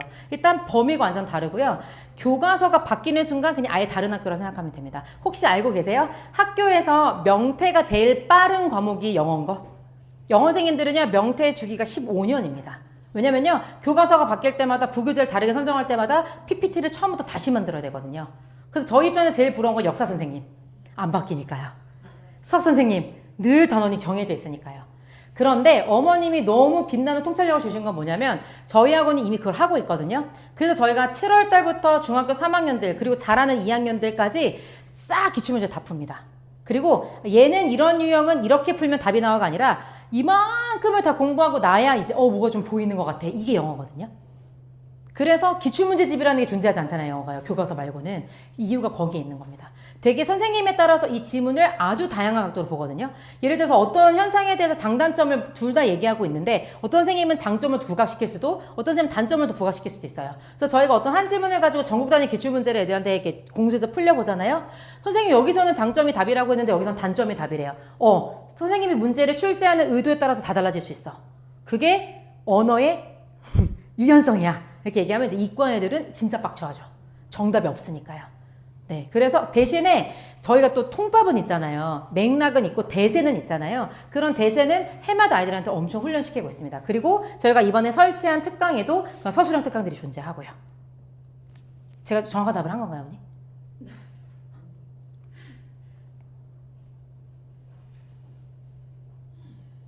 그래서 아무튼 결론은 영어는 가르치는 사람에 따라서 학교에 따라서 출제 의도에 따라서 완전 너무 달라지기 때문에 딱 공신력 있는 기출문제집이라는 게 나오는 게 굉장히 어렵다. 네, 그래서 수학처럼 이렇게 체계를 잡아가지고 하는 게 학교마다 너무 다르기 때문에 어렵다. 그래서 저희도 저희가 이제 학원 규모가 있습니다만 고등학교 5개밖에 하지 않는 이유가 한 학교마다 공수가 너무 많이 들어가요. 네, 그래서 5개밖에 안 하는 거거든요. 네, 그리고 저희도 한 선생님이 한 학교만 맡으세요. 수학은 그게 되잖아요. 학교들 막 섞어놓고 할 수 있잖아요. 영어는 절대 그게 안 되거든요. 학교가 다르면 그냥 다른 과목이라고 생각하셔도 될 정도입니다. 그래서 응용력이 되게 중요해요, 영어는. 그래서 오랜 시간이 걸립니다. 혹시 답변이 안 되셨다면 제가 조금 이따가 또 설명드리도록 하겠습니다. 네. 아까 어느 질문 있으셨죠? 네. 아니, 영어를 보통 많이 분당에서 중학교 때까지는 끝내놔야 합니다. 맞습니다. 그런 얘기를 네. 많이 하잖아요. 근데 선생님 지금 설명해 주신 중등 과정, 초등부터 중등까지 이렇게 한다. 그 지금 배토에서 하고 있는 그 프로그램으로 봤을 때, 근데 또 고등 과정도 또 별도 있으시잖아요. 네네. 네네. 프로그램도. 그럼 이제 약간 혼란이 오는 게 중등까지 다 끝내려고 배토에 보냈는데 끝난 게 아니네. 또 고등 가면 더 있네. 그래서 그런 부분이 어떤 정도로 해야 진짜로 끝내고 싶다라는 것을 했을 때 어느 정도 했을 때 그 고등 그 프로그램은 또 커버가 되는 건지 아니면 그래도 고등학교 가서 뭐 어느 정도 했어도 어떤 식으로 그 배분해서 공부를 해야 되는지. 네. 오늘 정말 날카로운 질문이 쏟아지고 있습니다. 너무 감사한데요. 이게 진짜 앞뒤가 안 맞는 것 같죠? 네. 근데 끝내는 건 가능합니다. 왜냐면 실제로 저희 학원의 아이들이 학원을 다니지 않고 고득점이 나오고 있거든요. 그러니까 얘네는 이제 도사가 된 거죠. 궤도에 진입해서 떨어지지 않는데 그런 아이들조차 저희 학원을 다니는데 자료반으로 다닙니다. 왜냐면 이 영어의 지문을 읽고 내가 어떤 방향으로 해석하고 이해하고 내 걸로 만들어야 될지를 되게 감을 못 잡아 하거든요. 어려우니까요. 왜냐면 항상 자기 학년보다 어려운 걸 하니까요. 분당은. 그래서 자료반을 위해서 아이들이 다니기도 합니다. 그리고 끝냈다고 생각합니다. 그래서 저희가 또 저희 중학교 배토베이비만 올라오는 게 아니라 다른 데서도 많이 오잖아요. 그래서 보면은 단어 안 끝나네, 문법 정리 안 되네, 중학교 때 내신 쉬우니까 내신 준비 안 해서 그 내신, 중학교 내신이 비어있는 애, 막 되게 다양하게 있거든요. 그런 아이들이 너무너무 많습니다. 그래서 재미있는 현상은요, 1등급 받는 애들은 영어학원 다니지 않아요. 네, 다니지 않고, 둘 중에 하나예요. 주 2회를 다녀서 완전 영어까지 1등급 딱 받는 아이. 왜냐면 수학이 끝나가지고 대신에 영어가 좀 빈약한 경우 있잖아요. 그래서 주 2회 오는 경우와 아니면 아예 자료반인 경우. 네, 이렇게 있고, 나머지는 다 2, 3, 4등급입니다. 네. 그러면 걔네들은 1등급 위해서 공부해야 되잖아요. 그래서 제가 이게 안타까운 거예요. 제가 고등부를 운영하지만 그렇게 해서 영어를 일주일에 2번 와버리잖아요. 그럼 사회랑 과학이랑 이런 거 공부할 시간이 없어요. 수학은 일단 3번 가야 되잖아요. 아니면 2번이나. 그리고 주말까지 못 쉬고 계속 공부하고 자습할 시간이 계속 안 나오는 거죠. 그래서 영어를 끝내야 된다라는 말씀을 그래서 드리는 겁니다. 네. 그래서 끝내야 해도 분명히 있다. 네. 하지만 쉽지는 않다. 네. 저는 중학교 3학년 때 졸업하는 걸 목표로 합니다. 그래서 네, 많은 아이들이 안 다니기도 해요. 그리고 그걸 저희는 졸업이라는 표현을 쓰면서 졸업식을 해줍니다. 너무 아름답잖아요. 네, 그렇게 하셔야 됩니다. 그래서 제가 이거를 6학년까지 내렸다가 5학년까지 내렸다가 4학년까지 내린 거예요, 이번에. 네. 그래야지 엄마랑 아이랑 서로 스트레스 없이 쭉 가서 진짜 중3 때는 다른 과목에 집중할 수 있고, 영어는 고등학교 기출문제 싹싹싹 풀어가지고 감 딱 잡은 다음에 이제 딱 준비된 태세로 이제 고등학교 올라가서 시행착오를 겪지 않을 수 있는 거죠. 네. 근데 지금 초등학교 5학년 잘 모르겠습니다. 수능이 없어진다는 얘기도 있어서. 네. 어떤 방향으로 갈지 모르겠는데, 그래도 어머니, 전략은 바뀔 수 있지만 본질은 바뀌지 않잖아요. 그래서 제가 되게 본질에 가까운 교육을 계속 하려고 하는 겁니다. 네. 답변이 혹시 되셨을까요? 네. 중3 때 끝내세요. 고등학교 때는 영어학원 보내는 거 아닙니다, 어머니. 자료반 등록하시면 됩니다. 화이팅! 네. 매칭 시험 말씀하세요? 어느 학년이나 볼 수 있기는 한데, 이제 아이의 멘탈을 한번 관찰해 보신 다음에, 아이가 이걸 시험을 보는 게, 엄마, 나 자극받았어. 나 이제 영어 잘하는 줄 알았는데, 아직 빈 부분이 있는 것 같다. 진짜 열심히 해볼게. 할 건지, 엄마, 내 인생에서 영어를 로그아웃 시켜줘. 나는 인생 망했어. 이렇게 할 아이인지에 따라 좀 결정하시면 좋겠어요. 그래서 저는 중3이 보는 게 베스트라고 생각은 하는데, 또 중2 중에 가끔씩 보고 싶어 해서 저희가 학년을 열어놓은 상태이긴 합니다. 어머니께서 자녀를 제일 잘하실 테니까, 네, 판단해 보시면 되겠습니다. 다만 너무 의미 부여하지 않아도 되니까 그냥 가볍게 볼 수는 있을 것 같아요. 네. 네, 그러면 이상으로 마치고요. 질문 있으시면 제가 또 1대1로 응대 드리도록 하겠습니다. 긴 시간 경청해 주셔서 정말로 감사드립니다. 고맙습니다.